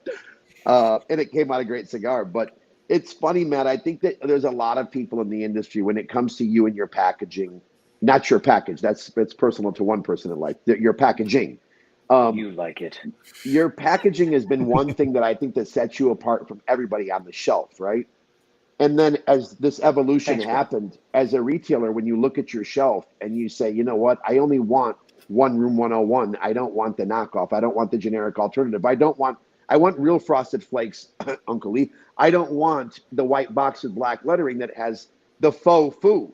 You know what I'm saying? It's like, that was a good one. We should trademark that Faux somewhere, foo. the faux foo. That is a good one. The thing is, though, is that there's so many, and I'd never believe in throwing shade on anybody in the industry because if they catapult themselves into stardom, I just hope at some point that they're genuine when they're on a podcast or a show like this, that they throw you a shout out and say, Matt Booth was super inspiring. And then I actually just jacked this whole style and made it my own. And that's how I sold 15 cigars in the industry. But it's important because I hate when I see guys come out with the knockoffs and then the younger consumer base comes in, they say, oh my God, did you see this? And I'm like, yeah, 2013 when it left Tampa and became Namakubi, Ecuador in 2014. That's what happens when you stay around long enough, right? But when they see it, they're like, did you see this? Did you see it? And you're like, yeah, that's like fucking 12 years old. What are you talking about? Well, I think it's interesting too, man, because I remember I went back on the road heavy, for phase 2 of our spread of contagion. And this is when I had just divorced our larger scale distribution partner, and I had taken the brand over independently, and I was at some sort of shenanigatory gathering of cigar reprobates in Knoxville, I believe. It was a cigar group, and they all traveled there to herf on each other. And so I show up, and I'm with the long one, and everybody knows who the fuck he is because he's been on the road steady for the last 5 years. And I remember meeting up with a couple guys. There were 2 guys that I remember. They're from, I believe, Cincinnati area. They were consumers, all new faces, all younger cats. And I get in this conversation with this dude, I believe it was J-Lo, who now has a little cigar of his own, man. Shout out to you, bro. And he's chatting me up, and he's trying to figure out who the fuck I am. And I'm trying to explain to him like I did, and there's some, of our ashtrays and shit around and whatever. And it clicks, like I point at the food and I'm like, that's my brand. He said, oh, you're that guy? And I was like, yeah, bitch, I'm that guy. That's me. And that was within a very short period of time because the consumer pool revolves, man, and fatigues, I think, very quickly. So, you could have something that's 2 years old and be the newest, hottest shit on earth because, we're kind of like, Inuit culture. We pass our history verbally, right? So if you're not connected to someone that has any sort of level of timeline or experience in the business, all you have is what's directly in front of you to go off of, right? Yeah. Can I say Inuit? Yeah. Is that I agree with you, Matt. I want to because be. I want to. I don't want to do that thing. Yeah. On your West. I don't want to. The thing that's that He talked about Inuits, I think. Yeah. Did he? I mean, he talked about the other Ronnie's people. I know that, so, but or heritage. So Cupcakes. You had mentioned you got to get fucking control of this guy. Yeah, I need to. He's crazy. Him. I know. Look, man, I'm surprised. Like, there's a way to do, bro. There's a way to do that. Did you see how I did it? It was like funny. I know, and this is it's why provocative. And then you did it, and it was like an abortion. There are Tuesdays. Can I say abortion? Yeah. There are Tuesdays. We do the show on Monday. There are Tuesdays. That's like I'll see. Did you hear what Kevin said? And I'm like, God damn it! What is it? Spicy. You're like, oh, I can't believe I said that.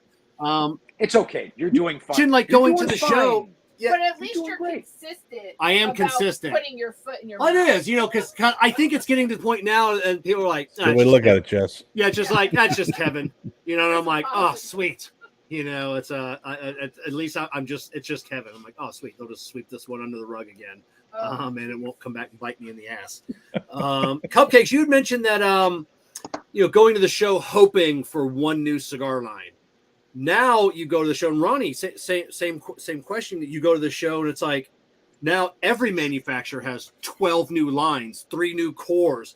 Did you kind of wish it was like scaled back a little bit? It's like, come on, guys, like you're killing me here, on these SKUs. I mean, look, this is what I'm going to say about that. I think that when it comes to core product, we make a living nowadays off of limited edition stuff, right? Everything is limited edition. But I think when you look at cars, they make a car for production and they keep making it every year. They make tweaks, they have a couple recalls, but they perfect that car. Then they go soup the thing up, and then you have a plethora of problems, and it's not the same car. It's the souped up version the times 2. It's the car on steroids. I think when it comes to this whole limited edition stuff and these smaller runs, they don't have time on their side, right? So like I would say when people would talk about Matt's current products, I love Farce Maduro. It's a core product. It's always going to be there. You got the consumer. If he came out with anything, with any crazy name, with any crazy artwork on it, would automatically assume that would be the better product, but it's not. It's the one that has the longer tenure, the one that through time they tweak for perfection. It's the one that's a constant. And the problem with this industry right now is that we have so many new brands, and then they're already all trying to one-up each other on who can come out with more limited stuff, that the core product just seems to just not have any thunder behind it anymore. And that's why I really respect the guys that do core hardcore. And I think the best that do it right now is Steve Saka. He does all the shop exclusives, but the focus is always the core. And, when you guys are talking earlier, by the way, I want to go back to something. When Matt was talking about, going into a shop and a guy not knowing who he was. So one reason why I like to watch Abe show KMA, because he does a walk back through history, and it's almost like a lesson, but through his lens. And I always like to listen to those stories, because when you got guys who've been in the business for 25 years and you're a decade behind them, you can't ever be the person who stops learning. And the stories, albeit even if they don't have any validity in today's market, they're just still great to know the history. So when you come across young consumers, I think the most important part is education. And in that education brings me back to the question you just asked.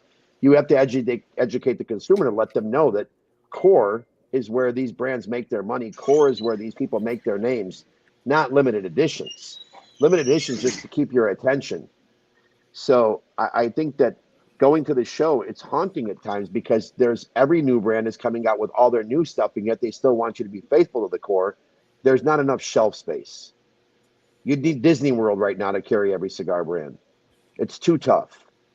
And then we have to be telling them, well, we have to cherry pick from their catalog and say, well, I'm going to take this because it actually sells, and the other 19 dog rockets that you want me to bring in, it's just not going to work. So now we're cherry pickers. Well, bro, and we, like I said before, we created this monster 150%. Like manufacturers continue to show up to the what's new, and there was this consistent demand for something new, and they gave them something new, and then when that wasn't fast enough or enough, they gave them more newness and more new, and on and on and on until this now became a new rhythm in our business, a new cadence of product delivery. We killed Jude at 9 facings way back, and they were the 3 sizes of Namakubi, Johnny Tobacco Nut, and Cool Chief, because there was no reason to carry anything else, because the consumer literally just wanted that packaging, that product. And it was a tug of war which ones they got if they weren't getting the dynamic trio. So I think that, you did create that monster. So then we have... Well, not we, as in just me. I think everybody collectively as manufacturers. I participate. No, I think we should blame you. I think we can blame you. Okay, fine. You blame. I'll take the blame. you can take a little blame, but to piggyback off what Ronnie said, it's just we can't be everything to everyone anymore. We just have to pick and choose. So you have to choose who, take care of the people who take care of you, and figure out what's best for your guys. And as a retailer, we're not reinventing the wheel per se. We can all buy the same stuff. It's how you educate or take them on the journey or give them the history or anything like that can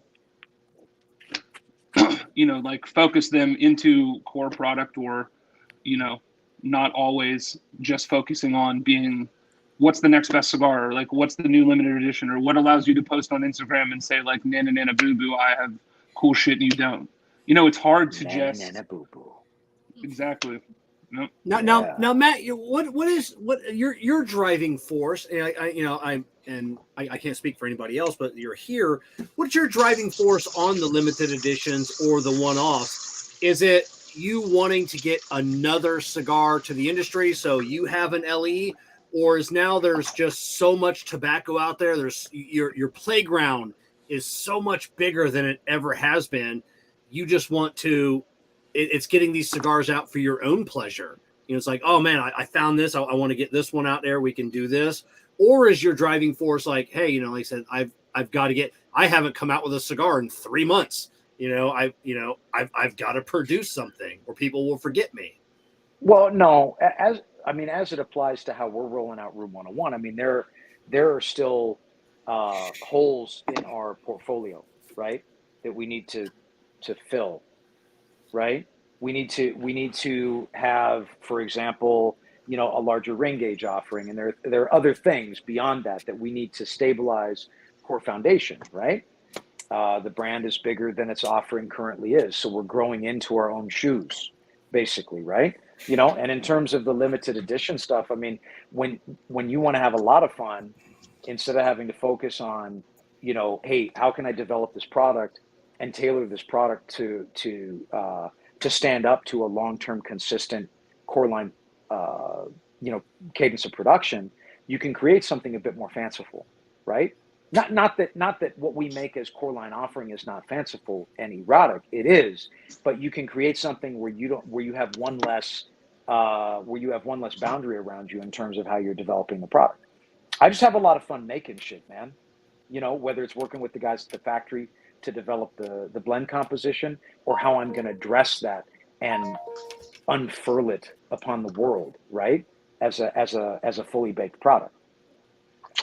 And I have more ideas than I have fucking time to execute for the rest of my life. So I just want to I want to expel as many of those concepts as possible. Now you had mentioned a big ring gauge. Now, Abe had brought this up, and Coop on last week's KMA. Coop is a big ring gauge cigar smoker from the show. Cupcakes, like Ronnie, are you seeing that? Are you seeing more? People that are asking for these ring gauge. I thought it was a fad. I carry like 6x60s. Yeah, do you? I carry none. Okay. I have the worst shop to buy big ring gauge.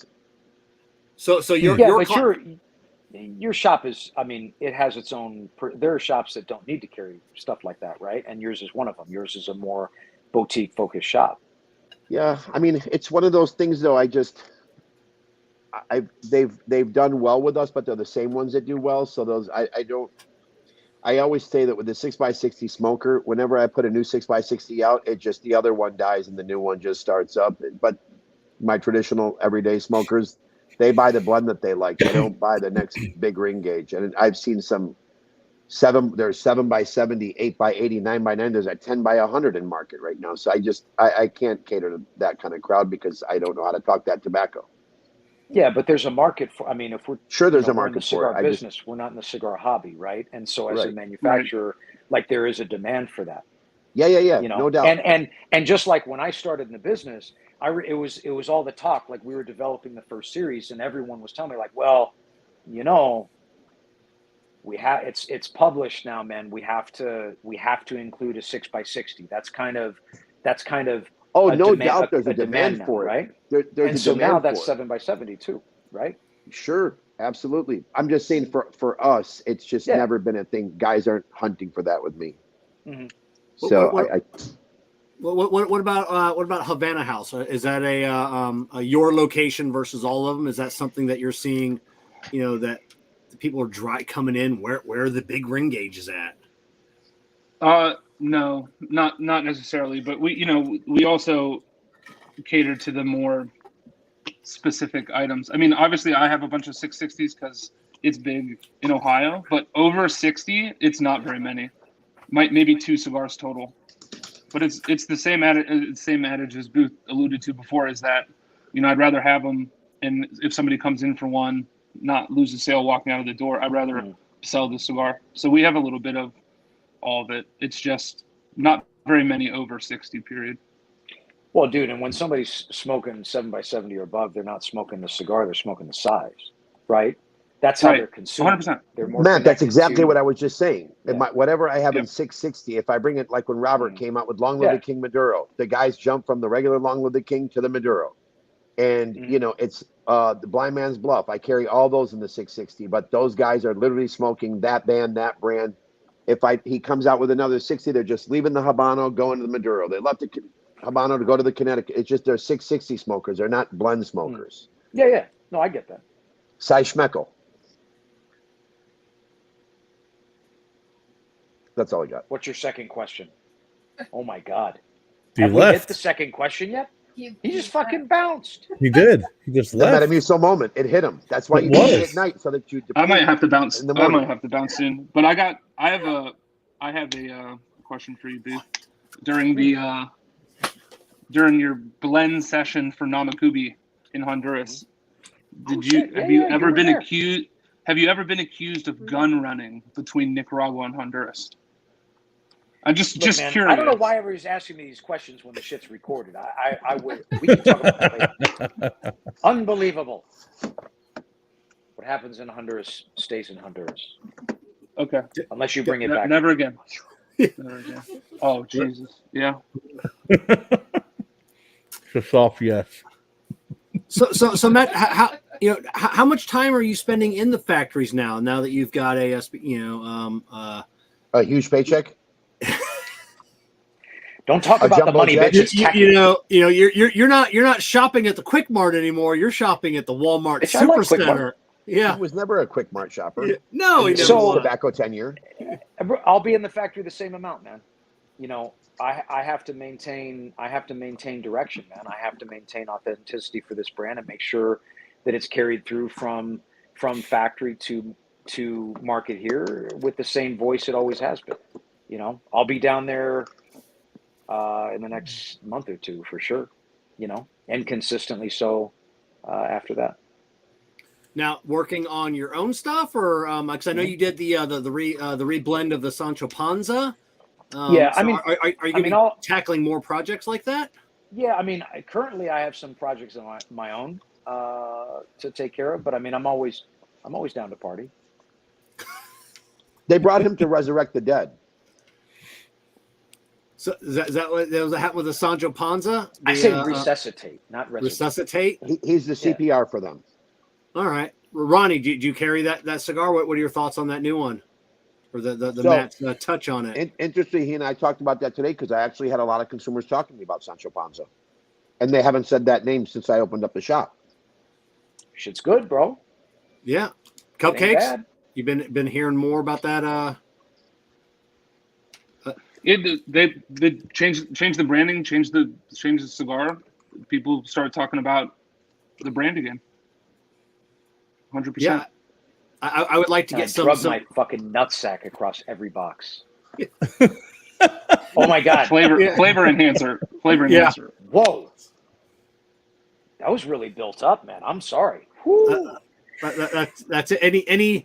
Any thoughts of loosening up the packaging on the Sancho Panza? You know, it's a tough cigar to open up sometimes. Isn't that the one? I think who was it that No, you're talking about Los Stados Deluxe. Oh yeah, Los Stados Deluxe. They're wrapping them tight, man. I'm not gonna lie. We've had the conversation. I was like, God damn, man, you want anybody to have this, or you know?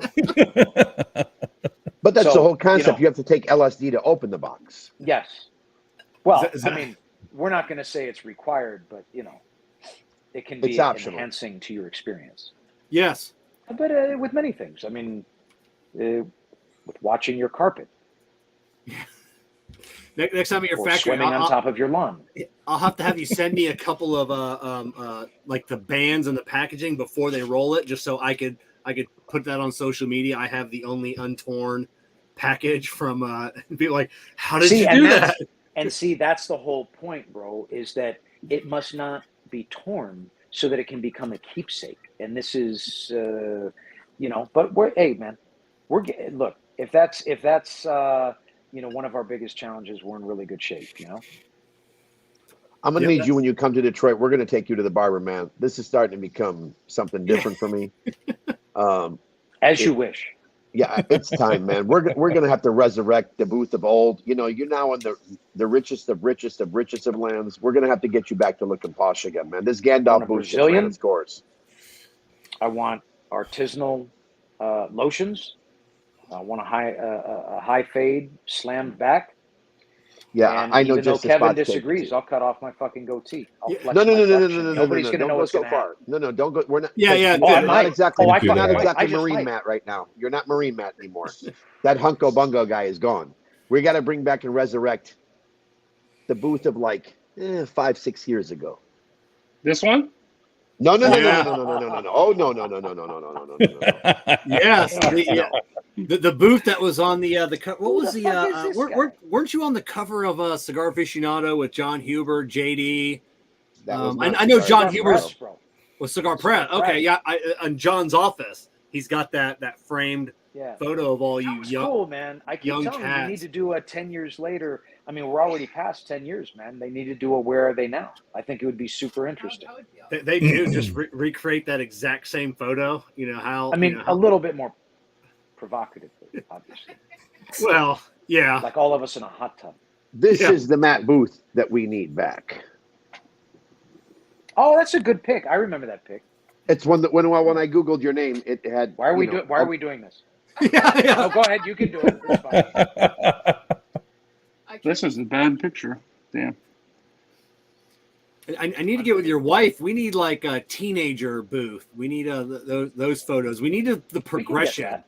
We need the progression of what, you know, because we got you in the military, you know, young, cut, handsome. You know, that was the booth. That's not Matt Booth. That's the booth. Yeah. Oh, and then this is when he was trying to find himself. Yeah. Yeah. Look. That's it. Oh, you pulled this. This is this was the emo stage. Emo stage. Well, that's he was soul searching. He was trying to find himself. I was trying to figure it out, bro. But I got there. You know. And Scott Weiland look. If this was the booth, I mean, this is the era right here. This is the era of booth. This is the part where you just embraced. You found your mojo, and then COVID happened, and you did this stuff. Yeah, and I didn't get my haircut. But you know, who are we to? But it's cool too. And look at the end result. They welcomed you to the Death Star. You're now, you know, in the land of Krispies. I mean, how much better can life be? I mean, I could be at like you know, some sort of like gelatin infused twister competition with Matty Cupcakes. I mean, it could be better. It could always be better. You have like but you have the best tenure in respect to like you started out with the giant and the pinnacle of cigar smoking, which I still think is that company today. You started out with a god, and then you went to another universe to the other god. I mean, it's like I don't know does there anybody in our in tobacco tenure that has started out with the giant and then goes to my pinnacle path has been I'll say it this way: the unique to pinnacle me. of smoking to Nobody's the done. pinnacle of size. Yeah. I mean, for whatever it's worth, man. Good, bad, ugly, and all everything in between. We're here now, right? Yeah, I'm saying I don't know of anybody who's been able to say that they've done that. Yeah, I'm to not go sure. to start with the best tobacco company on the planet and then end up with the largest tobacco company on the planet. I mean, it's kind of impressive. The only thing I have yet to achieve is a collaboration with, of course, is my collab with White Owl. I desperately wish to make this. I'm not fucking around. This was my uncle's cigar, right? This was my uncle's cigar. He wants to do a collaboration with White Owl. And I want, can you imagine the owl perched there with my face on it? Just like shit would be dope, bro. Have several different owls of like my cigar owl homie, like Maddie Cupcakes will be there as an owl. Ronnie Hishash will be there as an owl. Well, what? Tell me if I mean, again, off what Ronnie said, you're the first, but probably won't be the last. So yet. No, you know why? Who started it? Davidoff. I mean, when you started, well, you got Michael Herkloff, but I'm saying, like, guys that, where did Michael start, Matt? Well, he did work for Davidoff back in the day, but he managed their Madison Avenue retail location in the city, in New York. Right. I'm talking about from brand side of it, though. That wouldn't be brand side of it. Who from the brand side have gone from giant to a giant? I don't know. Nobody. I don't know. I mean, I couldn't answer that. I don't know if there has been. Yeah, I don't think there has been. You're definitely the first. Living legend. How the new bosses? I would kiss you. How are the new bosses treating you? Do you have a cubicle somewhere? Like, do you have like an office? Yeah. like that you never go to. You know what? It's just picture it however you want it to be, and it's like that. How about that? I like that. You like that geometry? I do. I can see you just showing up with your briefcase one day and just sitting down in the kid. Everybody like, who's the new guy? Just plopping down. I went over there for a meeting at one point, and I got connected with their IT guy. I felt like we were having, because the dude's, I mean, I actually love him. I think he's crazy. He's like a full-blown psychopath, but that's why we get along, right? And like he and I are in this crazy conversation, I was like, fuck, this is like some kind of office-based TV show. Not the Office, but it was like, it was funny. It's interesting to me because after all these years, 20 years of working for myself, to be partnered with a larger corporate entity and kind of peep under the skirt. It's like, it's funny because it's all these things that I see, hear jokes about or see shows about. Now it's like, in front of my face. It's very intriguing. I'm taking notes. So when you said you went over there, where's their corporate office? Oh, their office is in Virginia. Oh, okay. Mm-hmm. So not too far away. So lovers. Yeah. Virginia is for so much so they put it on their license plate. Mm-hmm.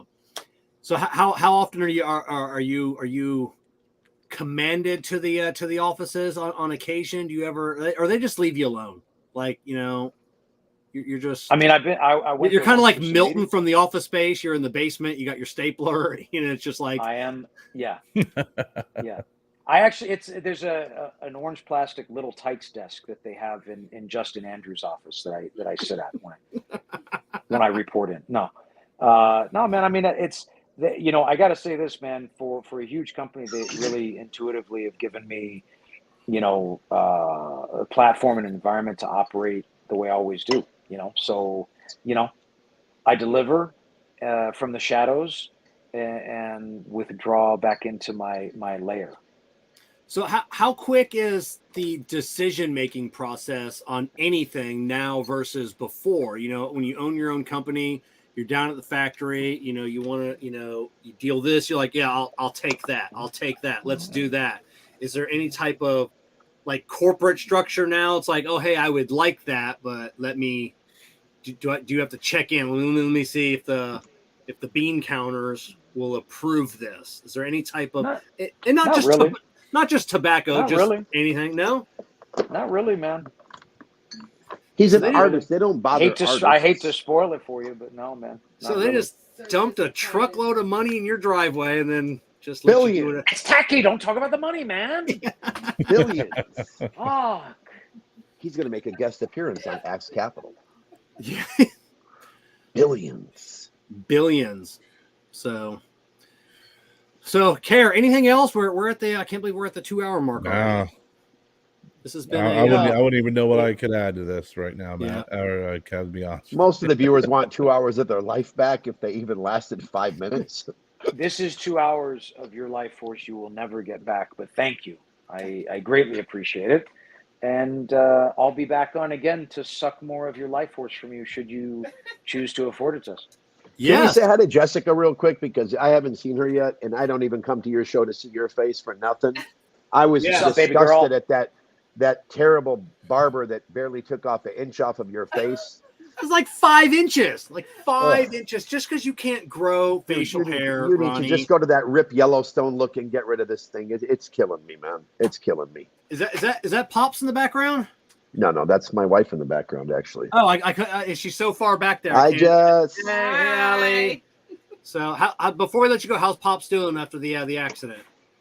He's actually not coming back to work for a while. He's been gone for about a week now. He actually had 2 accidents back to back.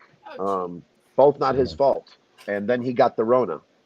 Oh, okay. So we've given him a temporary long leave of absence.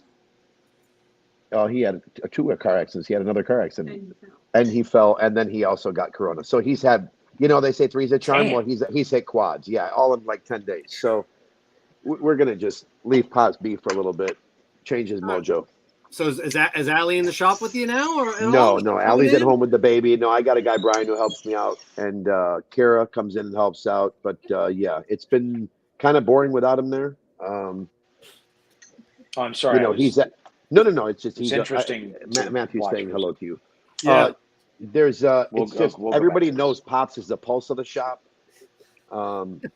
It's funny the brands he recommends. It's like now when customers actually come in and I actually go to talk tobacco with them, and they say, "Well, Pops said," I'm like, Pops is not coming from the standpoint of a cigar smoker. He's coming in as a fanboy. He goes by the brands he likes.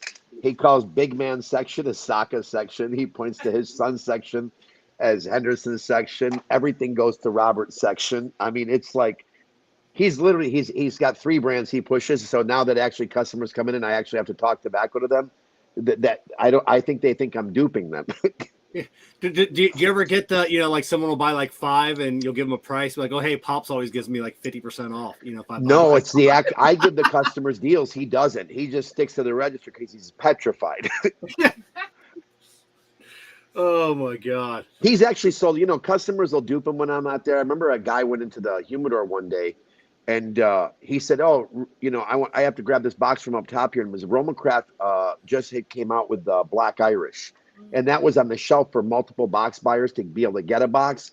Guy opened it up and he's like, oh, they're the same price as easy. He showed them they were all the same shapes. It was like $9.95. And some guy swindled Pops out of 10 cigars. So the next time he came in, I made him buy 2 boxes and gave him the rest of the box. Oh my God. So that's it. I see that. Real deep. I'm watching those lobes. Well, let's say goodbye to our sponsors. This show has been brought to you by Spike Wheezy, Mr. Postania, Room 101. We've got Matty Cupcakes Incorporated, Havana House. From Havana House. Cigar Bar. Yeah. Thank you for having me on. Cigars. Thank you for the invite. Yeah. Oh, you're welcome. Thank you all for coming on. Matt, we'll see you down at the Great Smoke. So hold on. I feel like Kerr and I never speak to each other when we do these TV shows. Kerr's been very quiet today. This is a think something I said that offends you? This is the think tank, and I feel like I'm just kind of wading in it right now. Yeah. You're simmering. We're gonna do when my wife lets me take gummies again. What we're gonna do is we're gonna have a gummy show. Kerr, you and I are gonna get down and figure out who we both are to each other in real world. I'm always down for that. I'm an open book, Ronnie. I'm an open book. My input is very calculated. If I'm not going to add anything of value, I remain silent and just sit back and allow things to occur. If Matt and I both did that, we'd both be dead. I like that approach. I'm going to use that next time, I think. It doesn't work for you, though, Matt, because everything that comes out of your mouth is very calculated and impactful.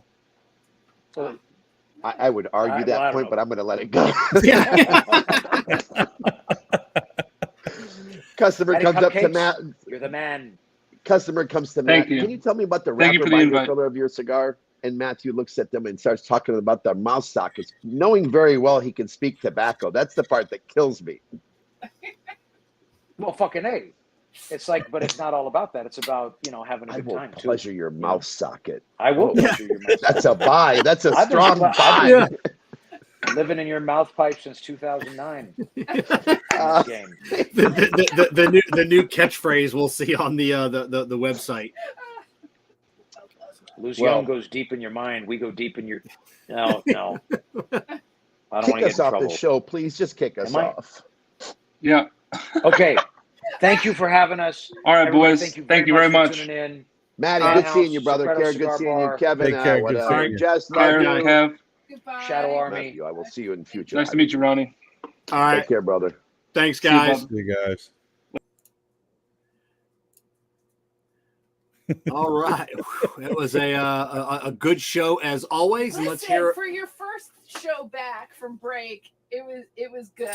It was what was that supposed to mean? Meaning you. I don't know. That was a left-handed compliment. Because he scared me when he said he only had 2 questions, because we know how excessive Kevin is with his research, his questions and stuff. And I was feeling actually nervous for you tonight. I was like, I don't think he's prepared.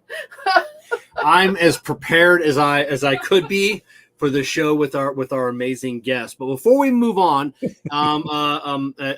before we give over to the giveaway, everybody start typing in the word cigar for our return giveaway. To the structure, Jess. Return to the structure. In the meantime, while everybody is typing in the word cigar, let's hear a word from our sponsor, Corona Cigar.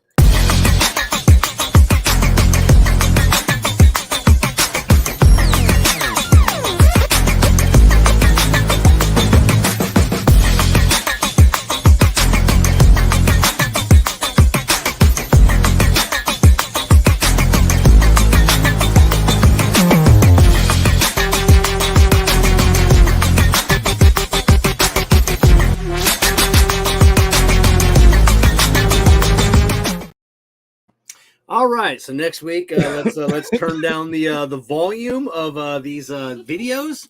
So I played them on my computer; they weren't so bad, but I guess I should probably put headphones on next time. Well, you asked me if I had anything to say, and then when Ronnie's like, "Well, I feel like we don't talk," I'm like, "Well, listen, it starts off with Matt talking about Cupcake's earlobes." Yeah. But now I'm fixated on this guy's earlobes, trying to figure out what's so freaking erotic about him.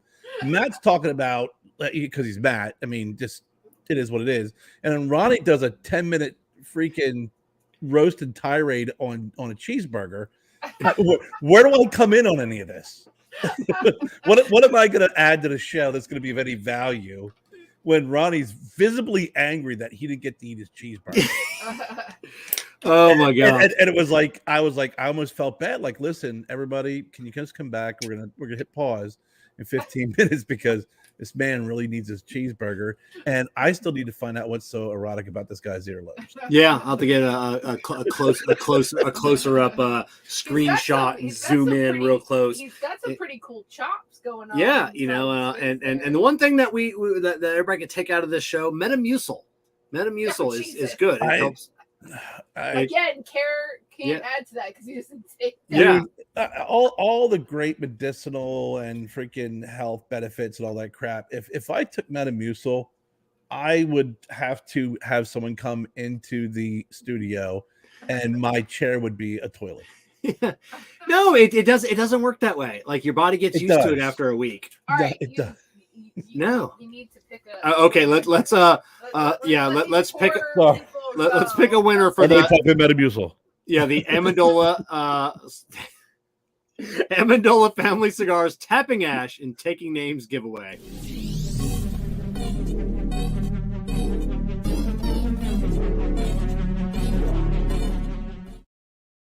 Jess left the ticker down below, so it covered up the Amendola family. Well, it says Cigars. Amendola Family Cigars. I know, but then right it there. covered up It was covered by an Amendola ticker. Okay. Yeah, I'm That's so it. sorry. So sorry.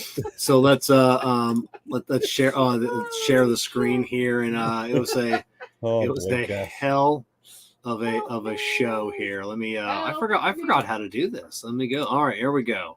So Matt Booth, we'll start collecting comments. 29 entries. That's it. 29 entries. When Booth starts off and asks if I could come out with a cigar called the Hershey Highway, I mean, where do you go from there? Yeah. Where do you go from there? So Led Genez. So send me an email, kevin@cigarprop.com. Congratulations. Congratulations. What did they win? We'll You get you. didn't even That's win. it. They win the 6 cigars. This is from Corona Cigar. This is the Corona regular cigar of the month club shipment from December. Next week we'll have Corona's premium cigar of the month club shipment. And next week we welcome Abe Dababna, Honest Abe from Smoke Inn Cigars. We're going to be talking a little bit more about the Great Smoke 2023 coming up. It's going to be absolutely fantastic. We talked a little bit about it before. So remember, you can go to Great Smoke. You just Google Great Smoke 2023. It'll come up. I think it's Great Smoke or thegreatsmoke.com. You can still get virtual tickets. They still have in-person tickets. Fantastic packages of cigars and swag. They've got a pre-event shows Thursday night with Jonathan Drew. Friday night with Steve Saka, Saturday after the Great Smoke with Matt Booth, the brunch Sunday with Terrence Riley, and we'll go over all of this again next week. Those events, you do not need tickets to the Great Smoke to enjoy those events. So if you're in the area and you want to come by a Smoke Inn Boynton Beach for any of those events, like I said, they're non-ticketed, so you can hop on in.